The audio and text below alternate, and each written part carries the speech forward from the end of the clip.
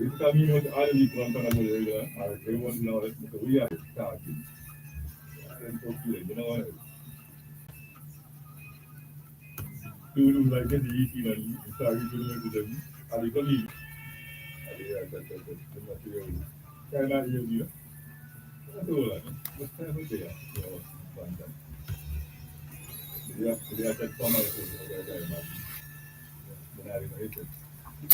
Nothing in the world, in all the world, nothing in all the world is more dangerous than sincere ignorance and conscientious stupidity. Nothing in all the world is more dangerous than sincere ignorance and conscientious stupidity.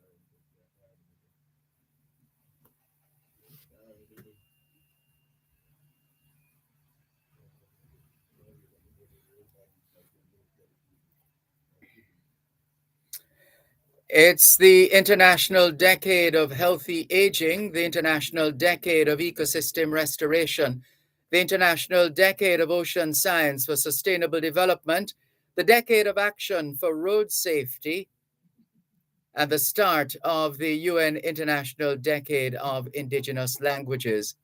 It's the second day of the third month of 2023, the International Year of Millets. Millets are cereals grown in warm countries and regions with poor soils, bearing a large crop of small seeds, which are chiefly used to make flour. 2023 is also the International Year of Dialogue as a guarantee of peace. Here in Jamaica and in the United States, the month of March is being observed as Intellectual Disabilities Awareness Month. Also in the US, March is Colorectal Cancer Awareness Month, Endometriosis Awareness Month, and Salt Awareness Month. In the UK, March is also Prostate Awareness Month. The Battle of Adwa is being remembered in Ethiopia. It's Peasants' Day in Myanmar, now Burma. It's Texas Independence Day in Texas, and Baha'is are observing the fast of 19 days. Hoy es jueves, el 2 de marzo 2023. Y les saludamos en cualquier parte del mundo que nos están escuchando en este momento. Estamos muy agradecidos por el don de la vida y el privilegio de servirles en otra edición de su programa, Both Sides of the Story, ambos lados de la historia. Nunca vamos a tomar su audiencia por sentado, porque sabemos que ustedes tienen otras opciones. Y esta es la razón por la cual jamás olvidamos darle las gracias por elegir Both Sides of the Story, ambos lados de la historia, de lunes a viernes desde las 2 hasta las 5 de la tarde, aquí en Power 106 FM. La misión continúa para educar, capacitar, iluminar y estimular el espíritu empresarial. Bienvenidos.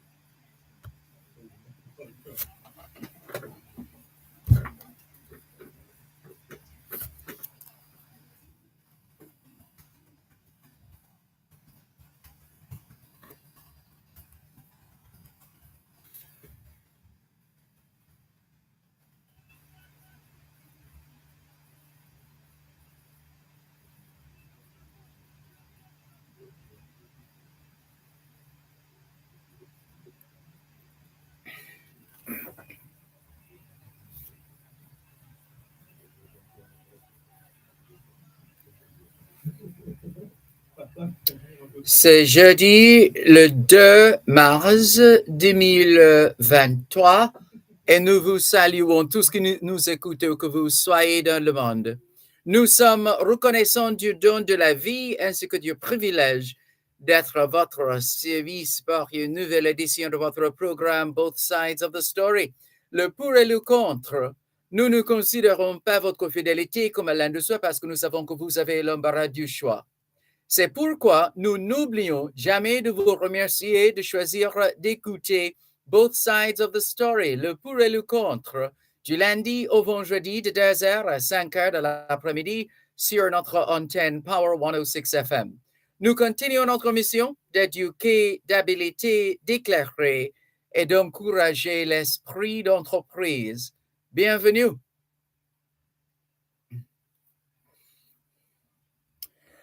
All we're saying is it's Thursday, the 2nd of March, 2023, and we greet you well, wherever in the world you are listening to us right now. We remain eternally grateful for the gift of life and the privilege to serve you on yet another edition of your program, Both Sides of the Story. We don't ever take your listenership for granted because we know you have choices. And that's why we never ever forget to remember to say thanks for choosing to listen to both sides of the story, Monday to Friday, 2 to 5, right here on Power 106 FM. The mission continues to educate, empower, enlighten, and encourage entrepreneurship. Welcome.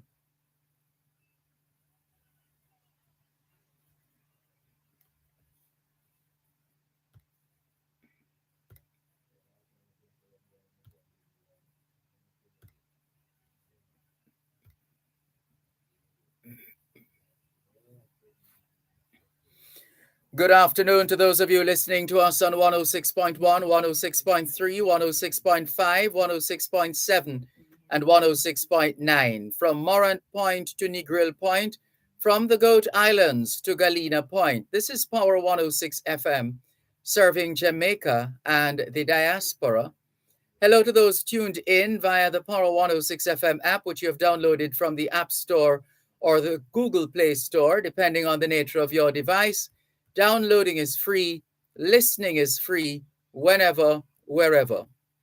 We acknowledge those of you who have dialed a designated number to listen to Power 106 FM from the United States and the United Kingdom. Those in the US who wish to dial a number to listen to Power 106 FM can call 631-359-8281. 631-359-8281.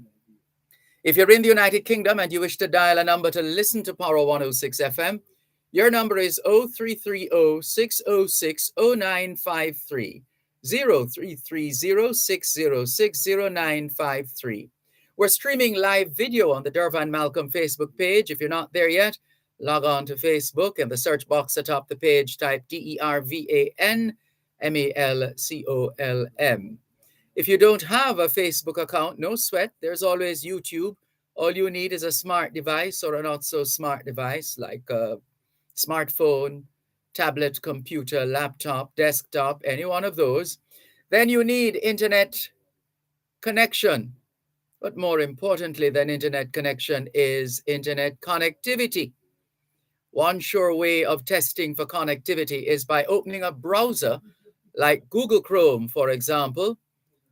And if you're able to browse, then you're good to go. If not, then you might need some assistance.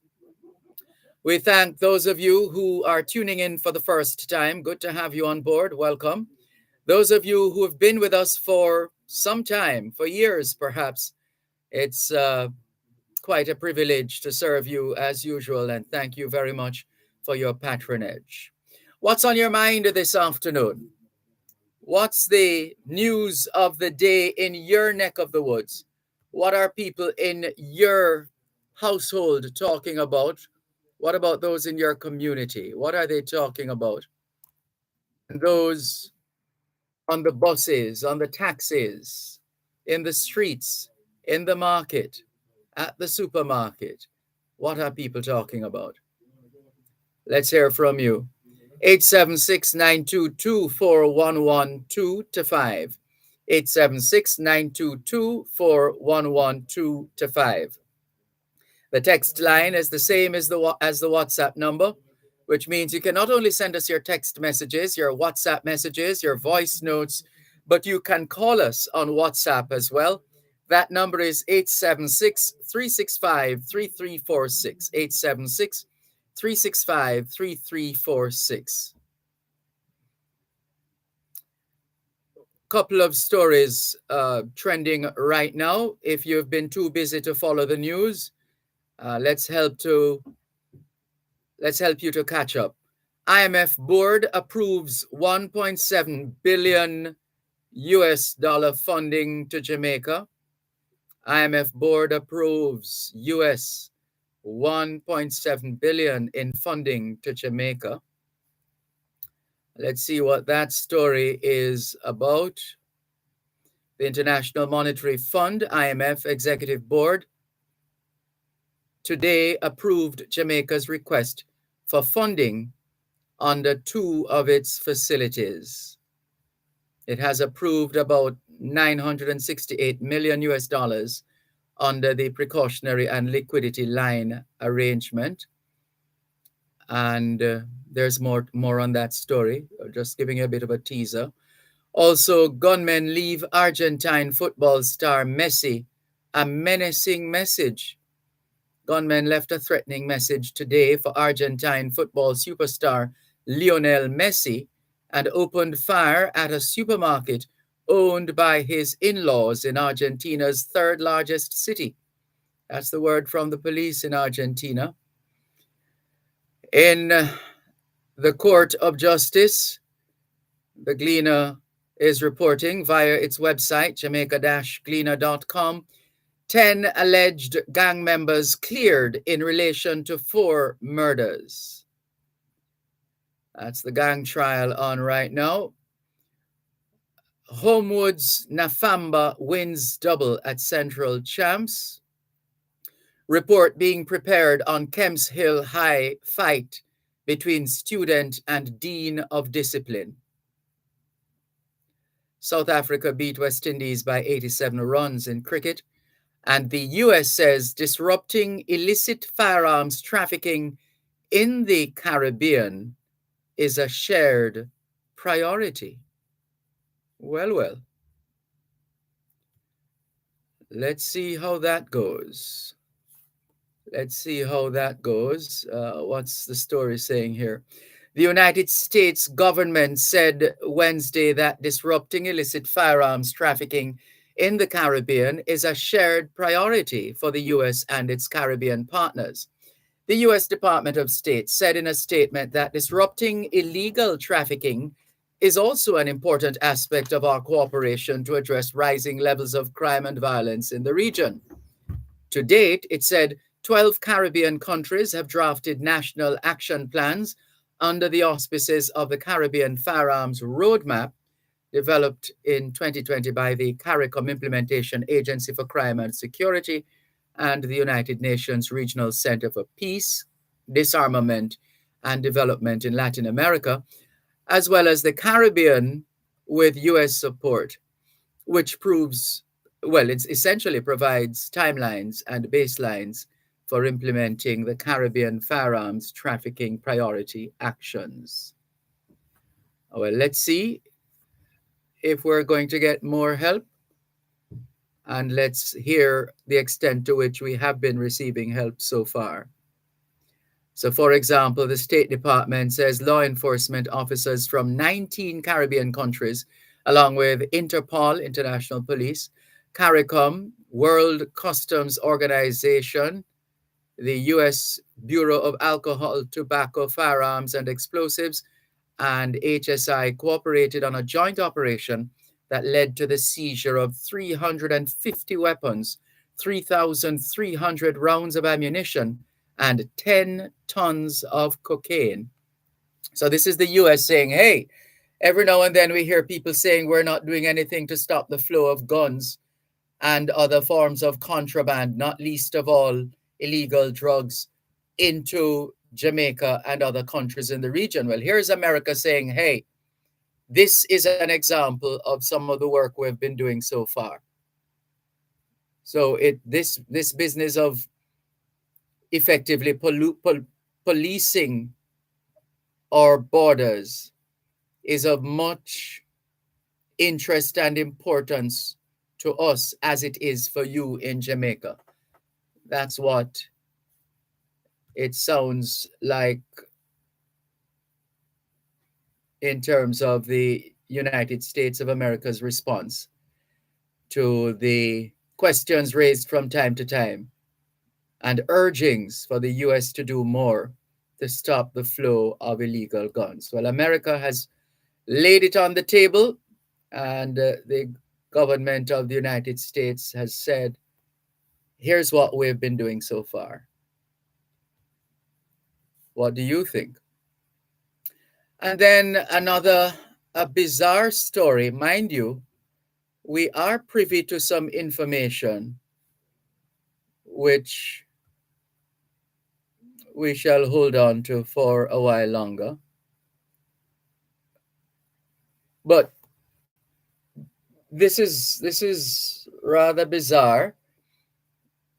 Statin says census takers are walking off the job or have been walking off the job. But then MPs are challenging the claim of worker shortage amid missed deadline. Let's see what the story is saying. Sharp competition in the job market has been cited by Finance and the Public Service Minister, Dr. Nigel Clark, as the primary reason for the Statistical Institute of Jamaica's Statin's inability to recruit the full complement of workers to carry out the population census across the country. However, two lawmakers, one on the government and the other on the opposition benches, have argued that there are many qualified young people in their constituencies who are actively seeking jobs. St. Andrew Southeast Member of Parliament Julian Robinson told the Gleaner on Wednesday that he was surprised to hear that the main reason the attrition rate was so high among Statin's census takers was because of stiff competition in the job market. Let's share some more with you after the break.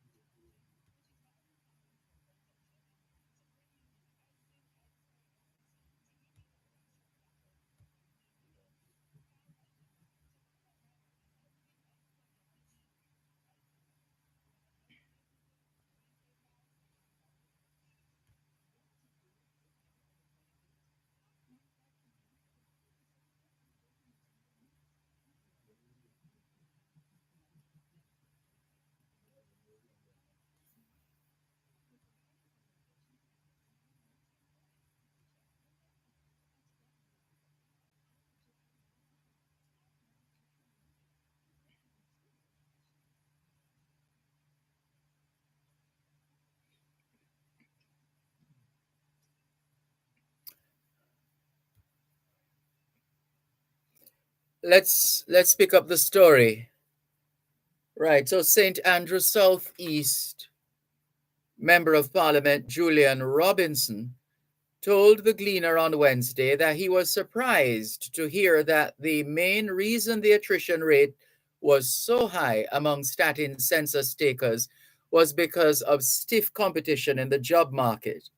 Robinson said that several of his constituents are qualified and looking for jobs. Not noted that, he noted that many people may not know that statin is still recruiting census takers. Well, if they've listened to the broadcasts that we have done as part of the RGR Gleaner group cross country, you would have heard statin constantly and consistently putting out a call for more census takers. Where's the rest of this story now? Robinson said that several of his constituents read that already. And then the finance minister told members of the Standing Finance Committee of Parliament on Wednesday that despite increasing its fees, so they have been putting forward more money to pay the census workers, but that doesn't seem to be working. They have increased the fees for the census takers by 100%. But Statin, the Statistical Institute of Jamaica, is still struggling to recruit an adequate number of workers to carry out the countrywide exercise. Well, it needs to be done. An initial completion deadline for this month has been extended, although Statin is unable to provide a new cutoff point to collect the data. The agency targeted a complement of 7,000 census takers, but has only been able to recruit 4,000 persons to carry out the job. Clark argued that Statin is facing a serious challenge attracting talent based on the significant demand for labor to carry out the specific tasks required by the agency. Statin Managing Director Carol Coy said that some people who were trained and employed could not deal with the challenges involved in collecting data and walked off the job. She added that Statin had to innovate several weeks ago to introduce additional modalities of data collection, including electronic and other means. Yeah, we've also been hearing some information doing the rounds, which we'll continue to check, but there's a Jamaican expression my mother used to say, if fish come from river bottom and tell you shark down there, shark down there. Right. Let's leave that there for the time being. In due course, we will see. Let's go to. So that's just an idea of some of the stories making the news at this time. Let's clear some of your messages now. Joan Edgehill greets us from Central Florida. Good afternoon, Joan Edgehill. She says, good afternoon, Mr. Dervan. Greetings from Florida. We reciprocate wholeheartedly, Joan Edgehill.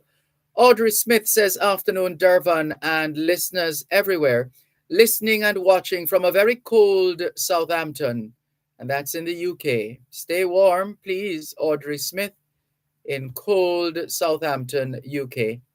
Calvin in North York, Ontario, Canada. Good afternoon to you as well. Norman Hines in St. Thomas. Good afternoon, and thank you for joining us. Welcome to Donovan Campbell. Good afternoon. Thank God for another day, says Donovan Campbell. Sean Chambers says, good afternoon, Uncle Dervan. I don't feel well. I have a cold. I'm not having a good day. We all have our good days and our bad days, Sean. But you'll have to just search for that inner strength and keep going. How about that? A body in motion stays in motion. A body at rest stays at rest. Keep moving. That can be quite therapeutic. All right, let's clear some more of your messages. We usually feel bad when we don't get to share your messages, to read your messages. After all, you've taken the time out to write them. So here's H. Morgan in Birmingham, in England.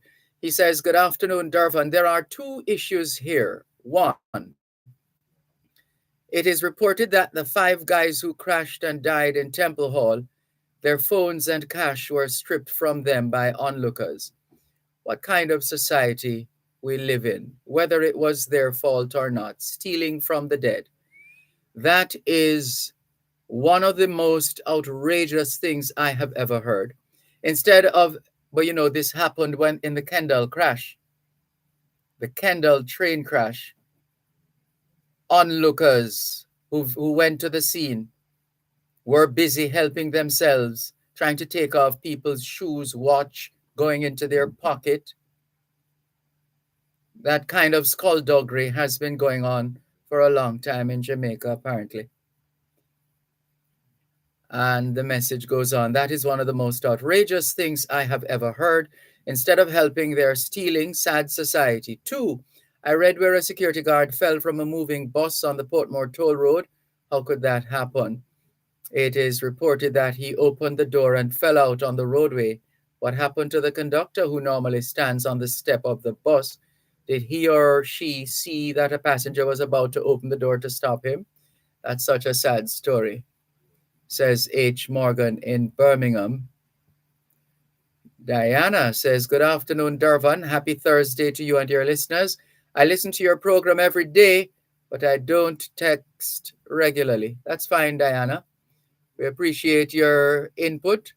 Thank you very much for making it both sides of the story here on Paro 106 FM. Let's go back to the phone lines now. 876.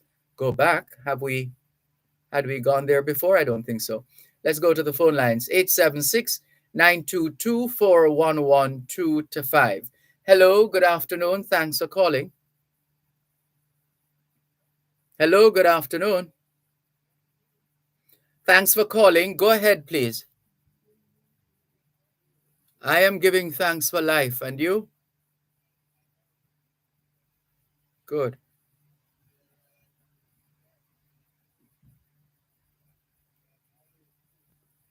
Well, you just make sure you are clear where your off stump is.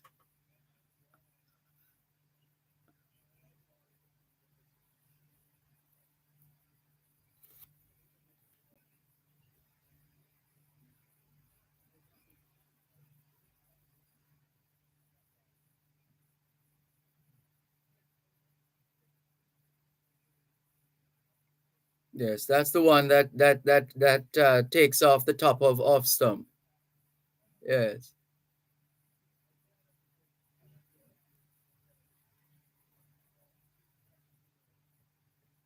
Yeah, we have a tendency to do that. Yes.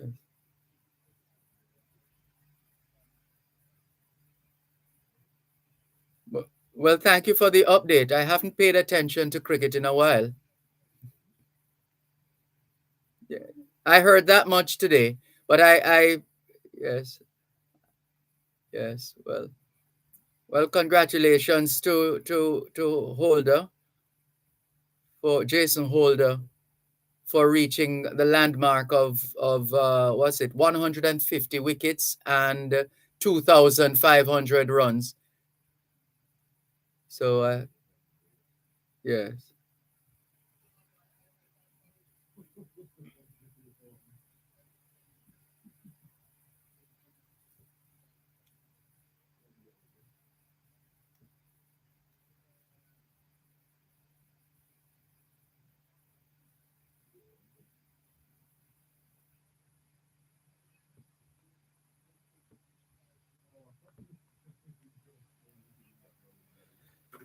No, they haven't. They haven't been releasing any data at all. Mm.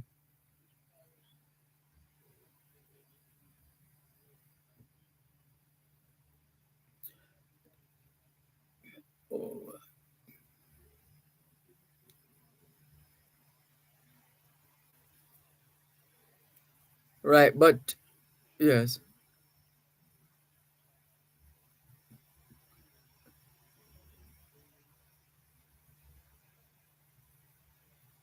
Mm. Yeah, that's what you mean.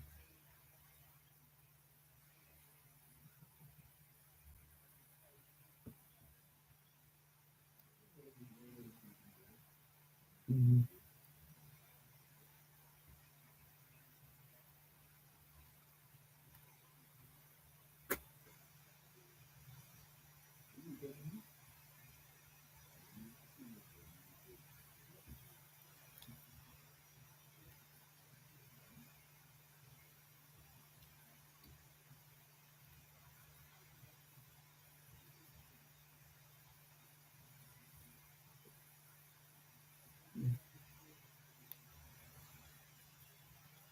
Mhm.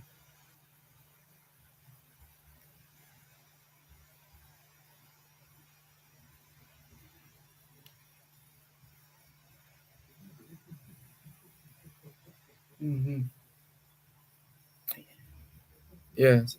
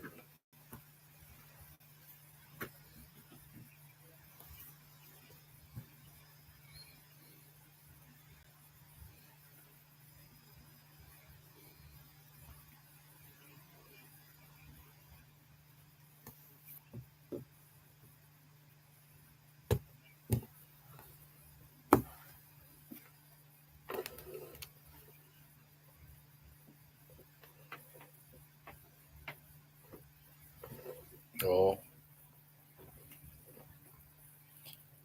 Yeah, the democracy demands that all its arms and legs are engaged as they should, and decisions that should be made need to be made.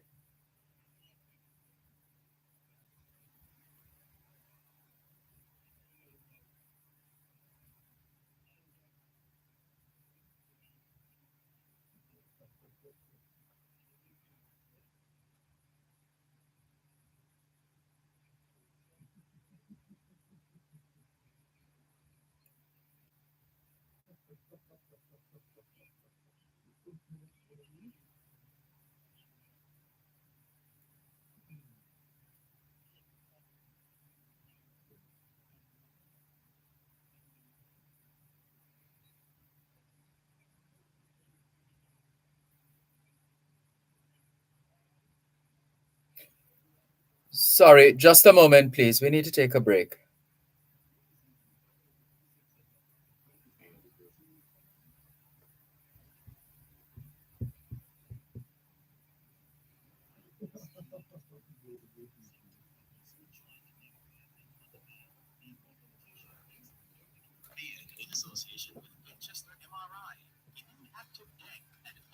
Studios present Rehabilitation Now, a 30-minute feature on physical medicine and rehabilitation for persons overcoming pain or dysfunction from injury or disease that affects muscles, tendons, nerves, and joints. Rehabilitation Now with rehabilitation physician Dr. Paula Dawson and host Alicia Taylor airs every Friday at 3:30 p.m. during both sides of the story with Dervan Malcolm on Power 106. Free your body from aches and pain with Rehabilitation Now, right here on Power 106 FM.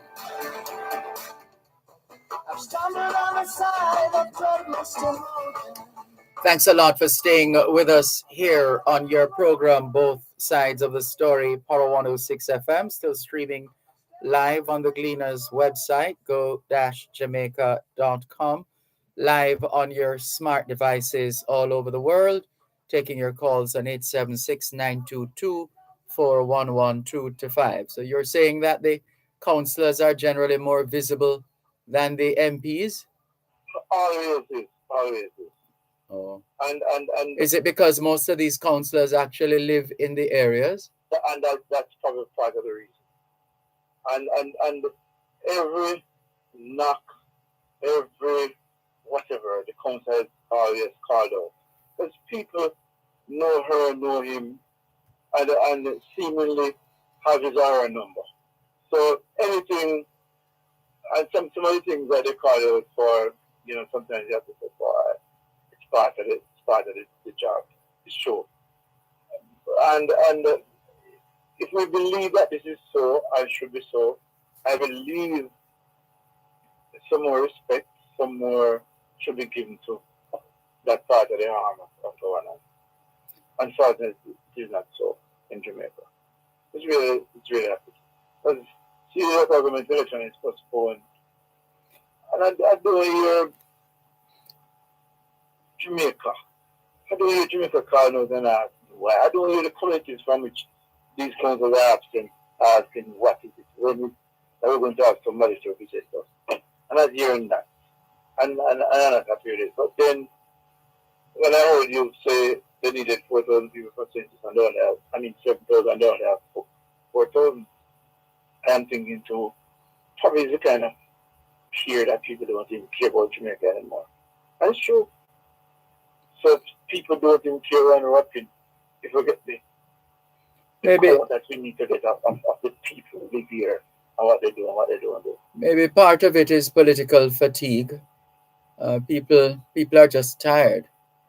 The years have come and gone, and they haven't seen as much as they would like to see happening. And you're perfect to correct. That's a good point. We have not been serving our people as I'm talking about politically now, as though they are to be served, and that's the truth. We have not been engaging our people as though we are to be engaging them, and that's the truth. And I'm talking about we mean politicians around there and MPs, councils, everybody. And the other thing too is that you can't escape the politics with the census either, because the census itself has implications for whoever holds the reins of power. So, for example, if the census numbers are good, then it means they will be in favor. You could have a situation where a political party looks at the span of time between the last or the previous census and the current one and think, well, look, things have been better under our administration because the numbers are good. But of course, this is why Statin is supposed to administer the census, because then Statin has established a reputation when it comes on to those things. So there are those factors as well. This morning I was listening to Simon Croft here, and it seemed as if there was I think the PSA committee that met yesterday or the day before, whichever day it was. I heard them speaking to this kind of thing. Some license that seems to have been given to somebody, either Jamaican or Canadian, to import ganja into Jamaica. And the question was asked in the thing of the minister, I think Harbin Hill, who, and I heard him play the answer. When I listened to the thing, I said, wow. But then shortly afterwards, Simon was insisting that somebody get Mr. Hill on the program. I don't know if he came on because I stopped listening to the radio. But at the end, though, a little release came out that he seemingly, though did not answer the question in the parliament or answer in a particular way, he seemingly admitted that yes, he is now aware of some license that has been granted, some company in Canada or wherever to export or to import ganja into Jamaica. That story, that part of the story came out when? Because he seemed to have been very, very stout in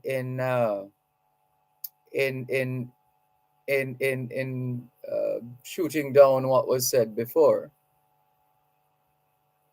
It just on reflection. I don't remember where, but I remember though that Prime Minister had to step down because of telling lies in the other file. And I'm like, why? Which Prime Minister is that? I don't remember, man. It is not a Prime Minister, it's a minister. Some minister of government had to step down. In recent times, because of telling lies to the parliament. I don't remember what's happened in recent times in a parliament. Not here, no, not in Jamaica. Oh. And I'm just saying, boy, if only we could copy some of those best practices elsewhere, what a better nation would be. Because we are good people. Maybe say we Jamaicans were brighter than probably everybody else over the world. But just because of how we operate. Yeah. But we're not getting it right. So one day, though, all of us will stand up and say, no, man, Dervan not doing anything good, he might be left. Or Carrick's not doing anything good, he might be left. Or Brown not doing anything good, he might be left. Oh, one day, all of us will rise up and be like that. Yeah, well, it can be a better place for ourselves, our children, our grandchildren, and the next generation afterwards. Yeah, the people must know what they want and act accordingly. I don't know, Sir Malcolm. I don't know. No. Well, those of us who consider ourselves to be men and women of integrity must let our light so shine among men, and you can finish the rest. Enough of us not coming out. And I believe that more of us are here, but enough of us not. Well, you take what you get then. If that's the position you take as an individual, as a citizen, you take what you get. But for Malcolm, it's so badly affecting the others of us because of the taking just to take our wages. So that's what it boils down to. The rest of us, man, and go on and everything in the country. And I thought we could be ahead of the game if only we were more wholesome, more honest, more tolerant, more. I couldn't believe today I was at my office, my work office, and I hear a lady said, when I'm correct, I said, student of our teacher again. I said, again? And when I saw the thing for myself, it wasn't just a little young male teacher. You know, dealing with discipline of big man, the little boy was fighting. Children live what they learn. Talk again, sir. They're doing exactly what they see happening around them. Really a solution to settling any dispute or disagreement is to go for your things and do a boy something. Right. So. Or go draw a knife and stab up the person. Yeah. So, continue to do good, continue to take care. Thank you for the call. As you continue to listen to your program. Thank you for listening. Take care. This is your program, Both Sides of the Story, Power 106 FM. Norman Hines in St. Thomas. Good afternoon once again. Claudette Cameron says, wonderful Thursday afternoon to you and your listeners. Thank you, Claudette Cameron. Good to see you online. Violet White, good afternoon to you too. Thank you very much for tuning in. And let's hop across to YouTube. Evie Boss Lady says, hello, Mr. Malcolm. I'm only hearing your voice. The interviewee is not audible. Well, we made an adjustment. I hope. Right. So you say it's better now. I'm hearing him now. Thank you. You're welcome. Ricardo, good afternoon in Glengoff, St. Catherine. Karine Campbell says, good day, Mr. Malcolm. Viewers and listeners, have a wonderful afternoon and be safe. And you do likewise, Karine Campbell. Keep those messages coming in here on your program, Both Sides of the Story. Whatever is on your mind, feel free to call us, 876-922-4112-5, 876-922-4112-5. Text line, same as the WhatsApp number, which means you can not only send us your text messages, your WhatsApp messages, your voice notes, but you can call us on WhatsApp as well. That number is 876-365-3346. 876-365-3346. And let's go to WhatsApp now and see what's up on WhatsApp in just a moment. Just saw a message from, who was that now? Looks like a couple of our listeners are competing for the text line. There's a caller on the text line already, whoever is calling right now. The listener who's calling us from Florida, you're not getting through because there's a caller on the line already. Did we lose him? Let's go back and see. I think we lost him. That was Michael from Belle Plaine in Clarendon. Perhaps you could try again. And the caller in Florida. The line is now free. You are both dialing into the same line. Let's see who comes up on top here in terms of getting through. Richard says, good afternoon, Senorito Malcolm. I heard the government saying that there's a shortage of labor across the country. One of the significant problems is that, notice I added an S for you, Richard, because it's one of. The subject is one of. So one of the significant problems is. One of the significant problems is. The subject is one of. Right. And let's read the rest of the message. One of the significant problems is that everybody is overlooking housing. Everybody is overlooking housing. There are a lot of qualified people here, but how many of them can afford 20 million, 20,000, 30,000, up to 50,000 a month rent? OMW, says Richard.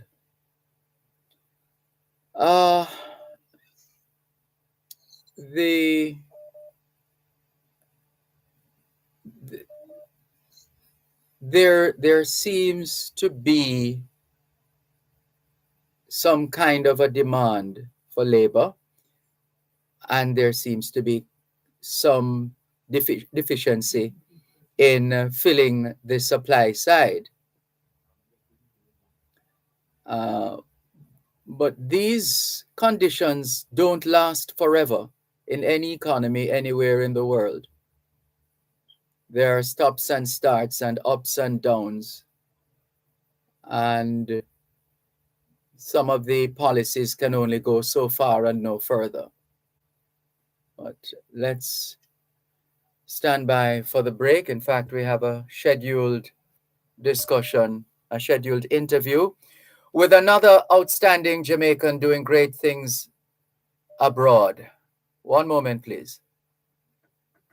Contractors, developers, and small builders. Contact Coast to Coast Group of Companies for high-quality concrete products. The time by Coast to Coast Group of Companies is 3 o'clock. Both sides of the story. Do you have a title for your land? Are you thinking about buying or selling land? How much is your property worth? Tune in to Both Sides of the Story with Dervan Malcolm on Power 106 FM every last Tuesday at 3:30 p.m. for The NLA and You, a program that examines the National Land Agency's role in building an efficient and transparent land titling system for Jamaicans. That's The NLA and You on Both Sides of the Story with Dervan Malcolm every last Tuesday at 3:30 p.m. The National Land Agency. One agency, one goal, committed to serve you better.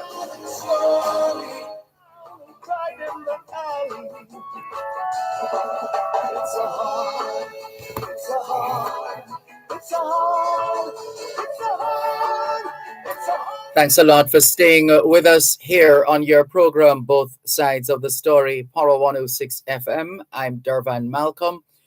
And it's time for us to connect with, as we said, another Jamaican doing outstanding work beyond the shores of Jamaica. And we are happy to introduce you to Jamaica-born Elsie Foster. She's the new mayor of the borough of Highland Park in Middlesex County, New Jersey. She was elected during a special borough council meeting on January 24. Foster, who is the council president and had been acting mayor since the start of the year, will serve as mayor until the end of 2023. And we always like to highlight and celebrate our people at home and abroad when they achieve certain milestones, positions, developments, etc., etc. Good afternoon to you, Mayor Elsie Foster. How are you? Well, how are you? I am fine, thanks. What a joy, what a pleasure, what an honor to have you on board both sides of the story of Jamaica and Jamaicans at home and abroad. First things first, tell us about your Jamaican roots, please, your Jamaican heritage.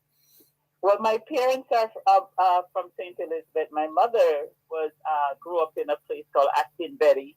Octon Betty, I've passed through that place a few times, yes. I went there once in my life, but I was born and raised in Kingston. I see. And where did you go to school? I went to New Day All-Age School in Barbican. Oh, yes, and it's still very much there. They take very good care of that school. It's looking good still. Mm-hmm. Awesome. Yeah, yeah. I love my school. That was good. But my parents have returned back to Jamaica, and they live in Trelawney now. All right. So I get to visit Boston. Wonderful. And what does that feel like, though? I mean, considering where you're coming from to where you are right now, no doubt there's a sense of pride and just being able to still keep in touch with family here in Jamaica. So it's as if you never left, right? At times. At times, no. I've been very much connected with Jamaica and the stuff in Jamaica. I was there in October, and we did a block, which is something, the terminology was new to me. We did a block for Barracks Road Primary School. So we added on a building. That's what we would say here, but they just said a block. Yeah. I can't remember what they said, a block dedication. Yes. At Barracks Road Primary. So, and I have been a part of the Jamaican diaspora. As a matter of fact, I was one of the founding members for the Jamaica Diaspora organization. Yes. So you've been, when you left Jamaica, did you go straight to one of the popular diaspora locations, New York, Florida? No, I did not. We came right to New Jersey, and we've been in New Jersey ever since. Well, look at that. And yeah, we came here into Jersey, came right into Jersey, and have never left. Yeah. And you see, how would you describe the Jamaican population in New Jersey? I would say started in the 90s, we started to get more Jamaican. We got more of a Jamaican presence here. Mm-hmm. But prior to that, when I came in the 70s, there wasn't. Mm-hmm. But as the 90s came in and the latter part of 90s and the early 2000s, we started seeing a real influx of Caribbean and Jamaican population in New Jersey. And what in the beginning there was very little. Mm-hmm. And I know we are very enterprising people as well. So I would imagine you have your fair share of Jamaican joints, right? I do, but unfortunately, I don't live in a community where there's a lot of Jamaicans. Very little. Okay. I think maybe 4 or 5 families. Oh, look at that. What does that feel like?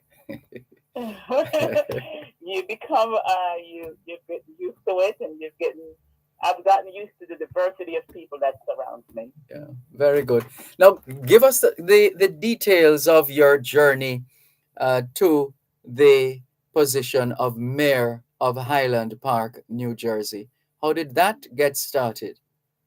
Well, in the early 90s, when I decided to start a family, we moved to Highland Park. And we intentionally chose this town because the classroom, it's a small town. The classroom sizes was perfect. The education, they were ranked within the top 25% of highly educated communities, and that was really important, and that's really important to us as Jamaicans. Yes. So I moved here because of the education and the small town feel where everybody feels very, very neighborly neighborhood. You get to know each other, and you do block parties, and you do different events together in the community. And that's why this community was selected. And it was a safe town. And it is a safe town, I should say. So when my son started school, I decided to become engaged in all the school activities. So I volunteered to help with whatever activity they needed parents to help with in school. And then from there, then I joined the PTO. And your organization, how I got involved in politics is a funny story. Yes. I joined the PTO, and I'm at the PTO meetings, and one night I hear a group of women sitting around. They go, "Does anybody know Brandon's mom?" Because everybody's known by their kids, you know. So they're like, "Does anybody know Brandon's mom?" And one woman goes, "No, but I would love to meet this Brandon's mom." So one woman goes, "I really cannot stand Brandon's mom. She's making my life miserable." I'm like, holy crap, I didn't tell anybody I was Brandon's mom, and I'm not going to say anything. A couple of weeks later, we had a street fair. Get to the street fair, all the kids come running up to me, "Brandon's mom, Brandon's mom." The rest of the women in the group turned around, they looked at me and goes, "You're Brandon's mom?" And I said, "Yes." So I said, "Why don't you?" They said, "Because all the kids love Brandon's mom." They said, "Why can't you be like Brandon's mom? Brandon's mom comes to face painting.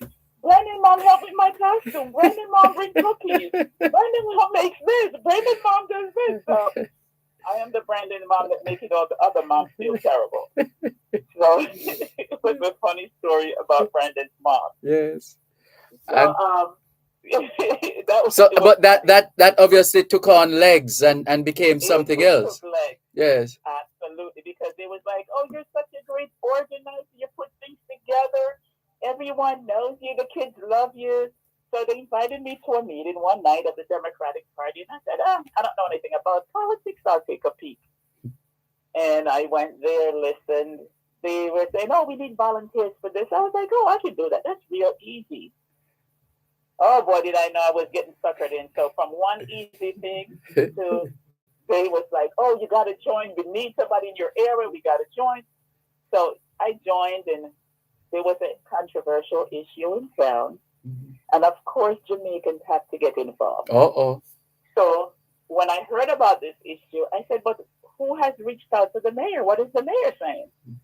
And they were going, "Well, nobody really called the mayor. We haven't reached." And I was like, "Well, she's the mayor. Call her." So they was like, "What's the mayor's phone number?" So I went and found the mayor's phone number, called her several times, and she did not return my phone call. So the last time I called, I said, "This is my 4th phone call to you in 2 weeks, and you should have the decency of returning the phone call." Ouch. Arrogant, arrogant.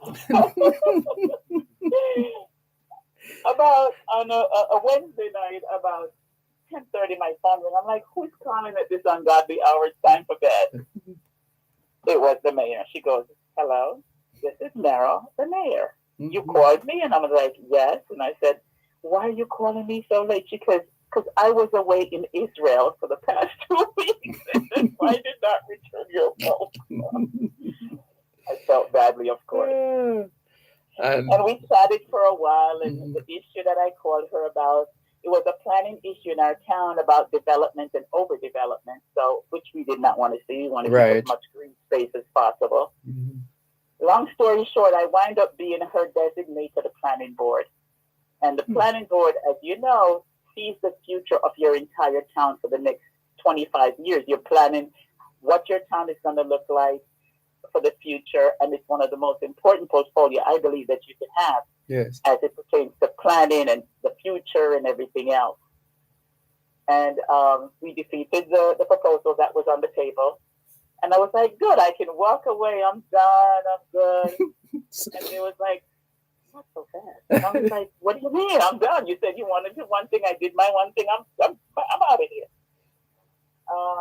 And then they said, we have an opening on the council, and we think that your leadership style is what we need because you're very strong. And I was like, I know nothing about politics. And women, unfortunately, women always go, I don't know, can't do it, this, that, the other, where a guy will go, sure, give me a shot, I'll do it.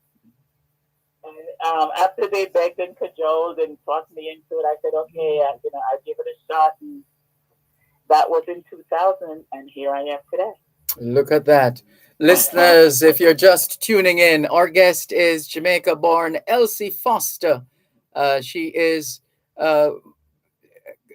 she let's just say she has more than just a passing acquaintance with a place called Octon Betty in St. Elizabeth. She is the new mayor of the borough of Highland Park in Middlesex County, New Jersey. She was elected during a special borough council meeting on January 24. She is the council president and had been acting mayor since the start of the year, and will serve as mayor until the end of 2023. So how has it been since you took up the mayoral position? It's a lot of work. Mm-hmm. Kid you not, it's a lot of work. But I do have a very supportive council and a very supportive Democratic committee. Mm-hmm. And with the council and the staff, and I'm blessed to have a wonderful staff around me that makes the work easier, but Yes. it's still work. Mm-hmm. A lot of hours are involved, but you're doing the greater good, and that's what's important. When you look at what you're doing and how you're improving the quality of life for people around you and for the future, it's all worth it. Yes. And what approach have you taken? How do you characterize, for example, your style of leadership in getting the work done? My style of leadership is building with consensus. Teamwork pays off tremendously. And if you work within a team and you let people have a part of the process and you empower people, you will get a lot more done. Mm-hmm. And I've always taken the team approach when I go to do just about anything. It makes the work easier. It empowers others around you. And it's just a wonderful thing to do because you're each one bring one kind of thing. Yes.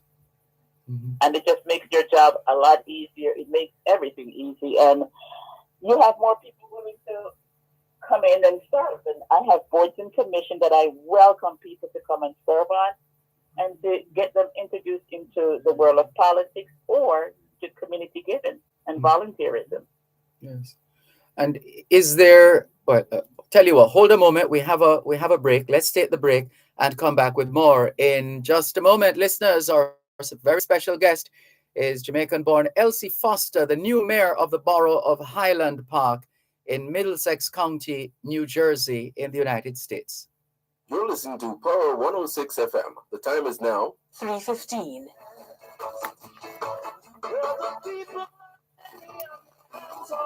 Thanks a lot for staying with us here on your program, Both Sides of the Story of Jamaica and Jamaicans at home and abroad. I'm Dervan Malcolm, and we're delighted to have the pleasure of the company of Jamaican-born Elsie Foster, the new mayor of the borough of Highland Park in Middlesex County, New Jersey. She was elected during that special borough council meeting on January 24. She's the council president and had been acting mayor since the start of the year and will serve as mayor until the end of this year, 2023. So what has the reaction been like from your family, both immediate and extended? Do you get the impression that the word has gotten around like wildfire? Oops, we perhaps shouldn't even be saying wildfire because it's a dry season now and we have some fires popping up here and there. But you get the picture. I got the picture. answer. And my family is I'll tell you what my son says. He goes, "Mom, you've been doing this for so long. We always see you as the mayor." He said, "I grew up in this." When some people say, "How do you feel with your mom is mayor?" It's like, "I grew up in this. I know what she does. She's always done this." So, family have been encouraging and supporting and supportive, which is really good. And I've gotten a lot of congratulations, well praised, well done. We know you could do it. It's about time. All of those from family and friends and colleagues. Oh, wonderful. And in terms of your priorities, what was the premise on which you ran for the office of mayor? Well, And sorry, go ahead. Uh-huh. our biggest issue right now, we economic development. Mm-hmm. We are looking for it's about economic development. We are looking to put a supermarket, replace a supermarket in our town, and we're doing a lot of downtown development. We're increasing our housing stock and want to do a lot with our main street. So our main street, we're although we have, it feels like a small bedroom town. We are trying to make sure that we remain vibrant and viable, and we want to change the appearances of some of our downtown stock and create new developments in the downtown. So we continue to be that destination place that people want to come to. Yes. And what can you tell us with respect to the general feedback from your constituents, so to speak? How have you been received, and what kind of interactions, engagements, questions, general expressions that you've been getting from your constituents? It has been very positive. The night I was sworn in, the Jewish community reached out and they was like, "We want you to come and meet with the rabbis." So I had that same week. I met with a group of about 15 rabbis. To talk, they wanted us to meet and greet and have a conversation, and I met at and we had a lovely conversation just to say hello and to introduce themselves to me. And I have met with other community group and other stakeholders, and it has been warm and welcoming. Oh, lovely. Now, in terms of your priorities, you speak a lot about the development. And one of the things I heard you say earlier on, it's like I think while you are embracing development and enhancing the environment and the surroundings, etc., you don't necessarily want to be overbuilding, so to speak, or causing the place to be maybe congested or otherwise less friendly than it has been. Absolutely. One of our very conscious development piece is to make sure that we're economically friendly and we're sustainable. For the past 10 years, we have won the Sustainable Town Award, and we want to continue to win. No, hold on, slow down there and back up a bit. That's a breaking story. I I had no idea. For 10 years straight, Highland Park, New Jersey, has won the award for most sustainable. And not only that, we were the first green community in the state of New Jersey, meaning we were the first to add solar panels to our borough build, to our government-owned buildings. Okay. And we received the award of the first green community. And we're also Tree City, USA. So we're very environmentally friendly.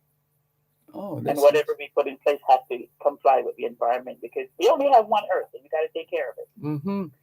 And clearly you do have the support. You would have to have had the support of your constituents and those who have, who served before you as well, to get the kind of buy-in which can be so difficult in some areas where people are not socialized as such. Yes, it can be a huge challenge, but luckily for me, I live in a town where, for lack of a better term, people would call them tree huggers, and we're very environmentally conscious. About 15 years ago, we had an environmental center that we put in, and it's right along the river. And we encourage to do a lot of greening, and we do green products. We are heavily invested in recycling and composting, that kind of thing, because the earth is our responsibility. Yes. And we have to take care of her. Have you ever engaged in any twinnings? I know from time to time there are twinnings of different areas in one country and then and another, etc. Have you had any such engagements? Yes, I have. As I said earlier, back in 2001, when we did the Jamaica Diaspora Foundation, when we started off with the Jamaica Diaspora, I was one of the persons that presented. And from there, my parents moved back to Trelawney. And in Falmouth, we worked on a project, and we twinned the borough of Highland Park with Falmouth for our sister city relationship. All right. What does that? I'm looking to Yes. look for other opportunities as well. Yes. What does that mean? Just spell out for our listeners the significance of that kind of twinning, that kind of partnership, relationship, collaboration. Well, Falmouth, as you may know, has one of the oldest water systems in the northern hemisphere. Yes, They were the because first to have indoor plumbing and running water. before They New York also- City, yes. Before New York City. And they also had some of the most unique Georgian home styles and buildings. And because we're an environmental friendly town, we had some architects from my town who were looking to get that style of development and that style of building in one of the projects we were working on in town. And they started to work with a guy by the name of Jim Parent that was in Falmouth at the time. And they worked collaboratively. They went down to see the style of building, to discuss architectural wise what was done and what they need to do to copy that style. And that was one of the things that was done as pertaining to twinning of the two cities. I see. And clearly you are in it for the long haul. It's not just a one-off exercise. I'm in it for the long run. Yes. How what's the duration of the tenure of the mayor? Well, I am filling the former mayor retired, and I'm filling her seat. But I'm also running this year to serve starting term 2024 for the next 4 years. So I'm running in the election now for a 4-year permanent term. And that election is going to be within this year or next June. year? Yes, it's going to be June. June. Okay. The primary is June, and the general election is November. Oh. So after November, come January, sworn into office, all goes well, and I'll be mayor for the next 4 years. Yes. And for you, is there a particular a particular moment so far in your experience which rings true or otherwise stands out in your mind when you reflect on all that you've been through thus far and where you are now? Yes. I gave it a lot of thought, and I remember as a child being in Jamaica and going to school, and you know, and all the challenges that was there. I never imagined or could see myself in this position, because that was such a lofty goal that you just figure it was totally out of your reach, and that was not something that you could acquire or accomplish or strive to. And today I can say that I have met that goal, something that I did not think was attainable. And here I am, to be living in the U.S. and to be a mayor of a town that has contributed significantly to our country. It's really jarring to see like where I'm coming from and to sit in this space today. Yeah. And for those, it really makes you reflect and be thankful. Yeah. and for those young people, perhaps in Octon, Betty, listening to us right now, and Oh, you must- and are perhaps thinking, "Oh well, that's good for her, but boy, we might never get anywhere near that kind of position because it's a little harder for us." What do you say to those who perhaps lack the faith, lack the courage, lack the sense of purpose and general sense of achievement? I would say do not lock yourself into any box. There is no mode that none of us are made in. And if you dream it and if you want it and you work hard enough, you can accomplish anything. There is no such thing that you can't aspire to be or you cannot be. You just have to want it bad enough. You just have to work hard at it and be consistent. Yes. You know, you can't do something today or a couple of days and say it doesn't work. Mm-hmm. You have to be consistent. You have to know what it is that you want to achieve and work hard at achieving those goals. And there's nothing that is ever out of your reach. Yeah. Most importantly, And you want it. yes, If you want it bad enough, you can achieve it. that's right. And finally, as we get ready to wrap, I have to ask you, speaking of rapid, we don't want you to rap, but I'm thinking, is there a song that readily comes to mind that that aligns with your personality, your development as an individual? Any Jamaican songs come to mind? I love Strength of a Woman. Okay. Mm-hmm. Strength of a Woman. Mm-hmm. Mm-hmm. Yes, because Yeah. you can do anything. Yeah. Not just put a smile on your face on the worst day, Yeah. but you have the strength to believe in yourself, Mm-hmm. to work in consensus, to work with others, and to achieve goals that you put your mind to. Yeah. And you have to be strong. And you're coming out of. My mother is a very strong person. Her mother before her was very strong, so it's the strength of a woman. I look at these strong women in my life, and I know I can achieve great things because of what I've seen them done. Yes. Very well said, very well put. And as we wrap, for those who would like to just follow what your work or what happens in the borough of Highland Park in Middlesex County, New Jersey, is there a website that people could go to just to learn more Yes, about your community? yes.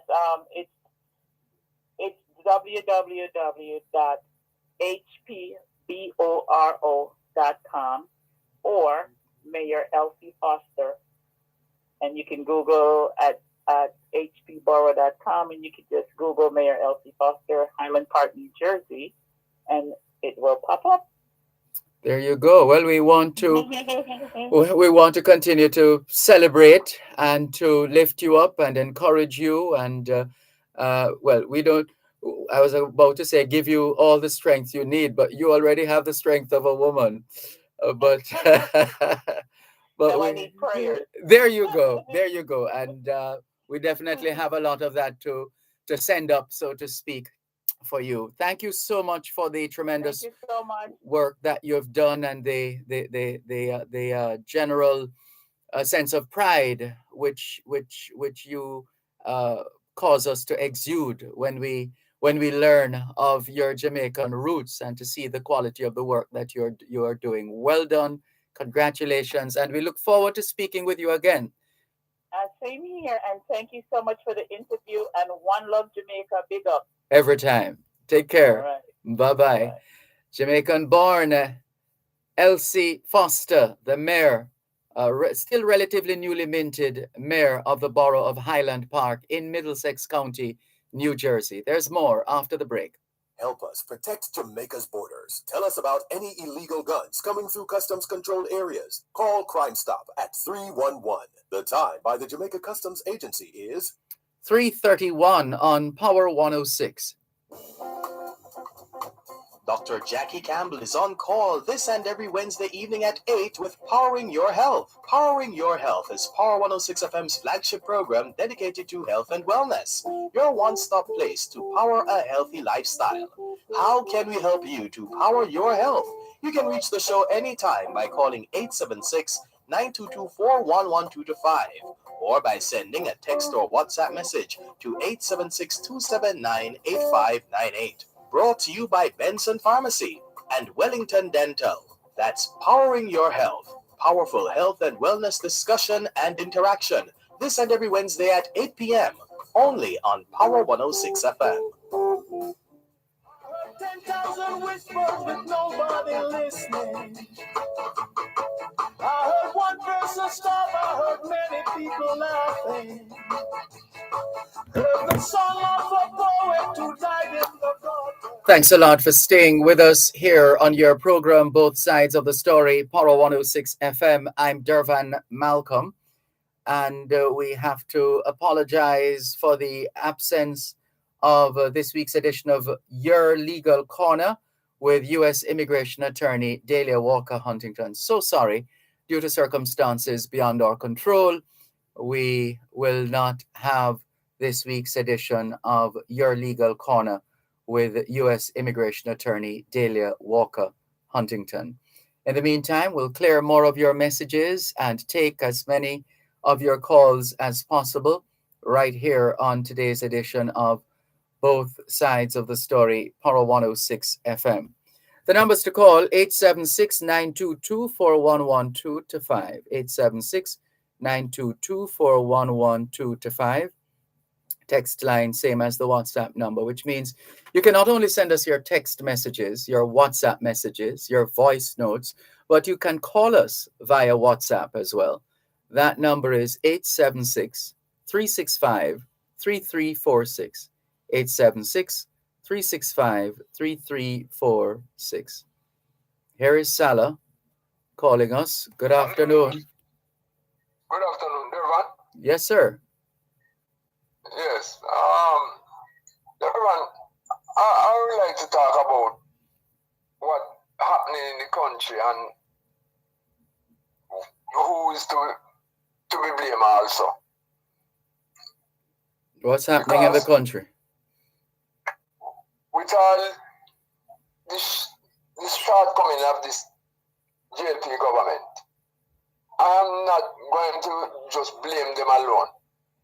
I'm going to blame the PNP. I'm a supporter of the People's National Party. But they are part of what's happening right now.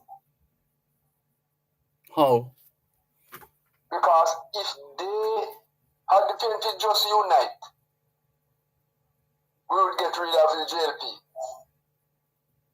This could never be happening.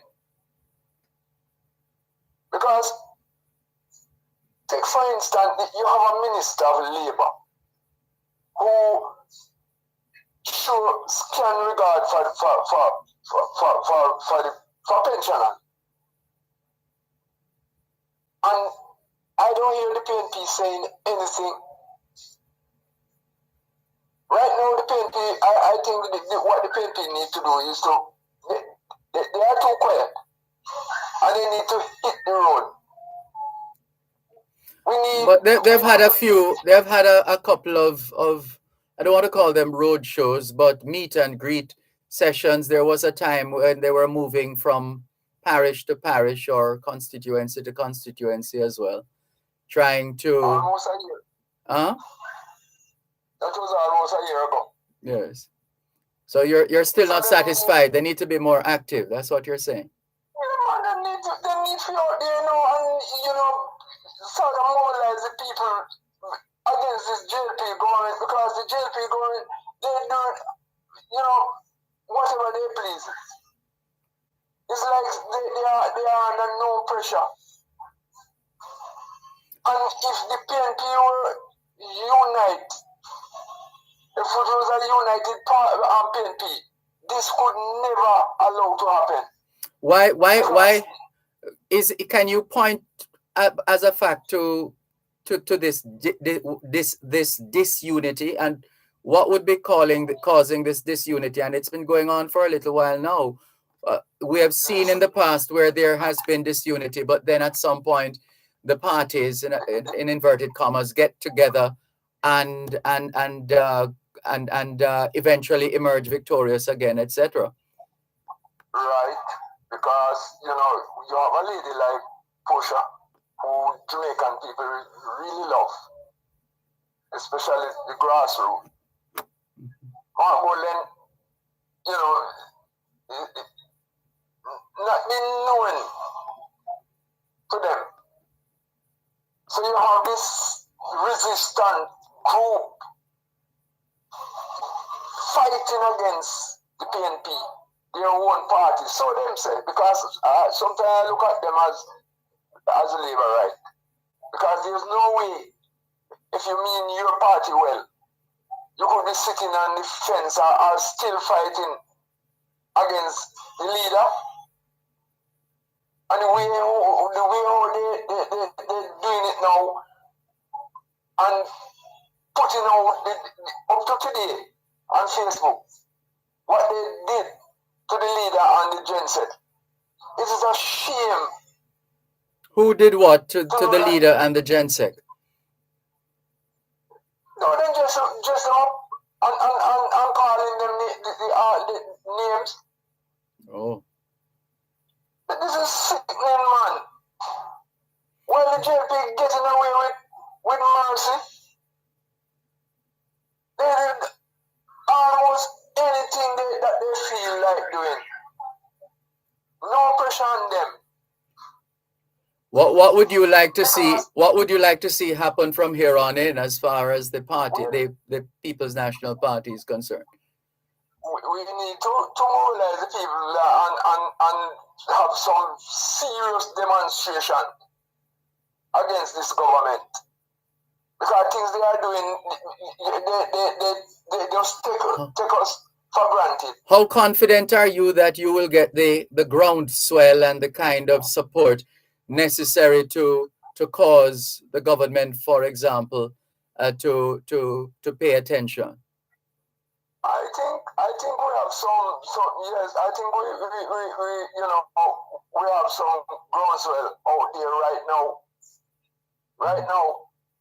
and the thing about it, what I noticed with some of these comrades, they just unable to settle differences, and they are jostling for power because they are one side who calling for some person and the next side calling for that person, and then they divide the party.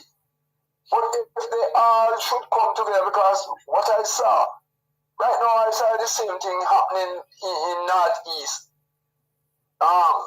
St. Elizabeth, where they're pushing a certain candidate, and then if you listen to the other side, they say they don't want her down there.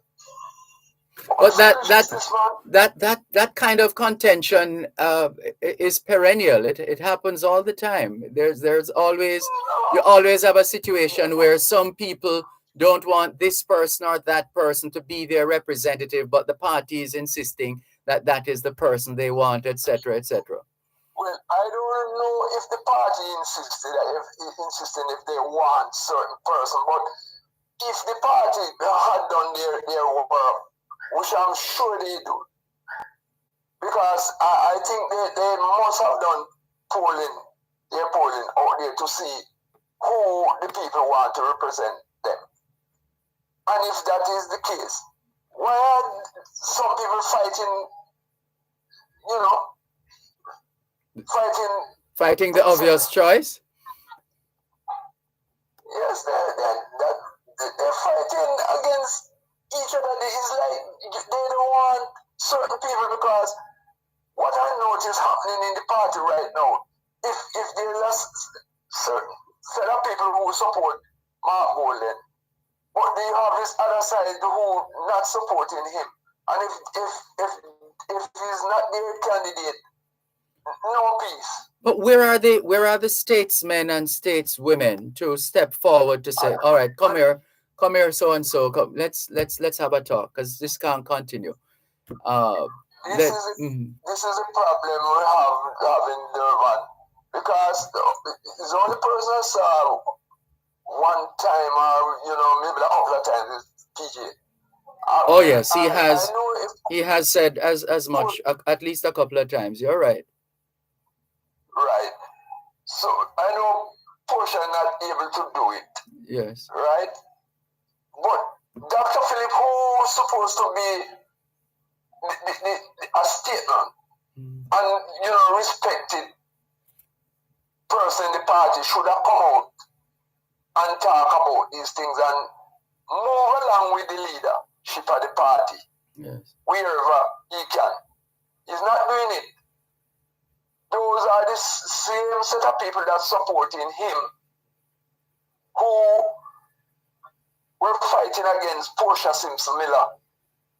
So then split the party right down the middle. Oh boy. Portia was so powerful and so strong with the grassroots. They just couldn't manage her. Mark Moreland don't have that capital. He is, sort of unknown to them. Yes. So most people don't know him. Yeah. And instead of them trying to sell him to the public, they destroying his image by posting all kind of dirty things. You won't believe. I expect the labor at them who you think should be doing it. They are not doing it. So they are allowing the PNP to destroy themselves.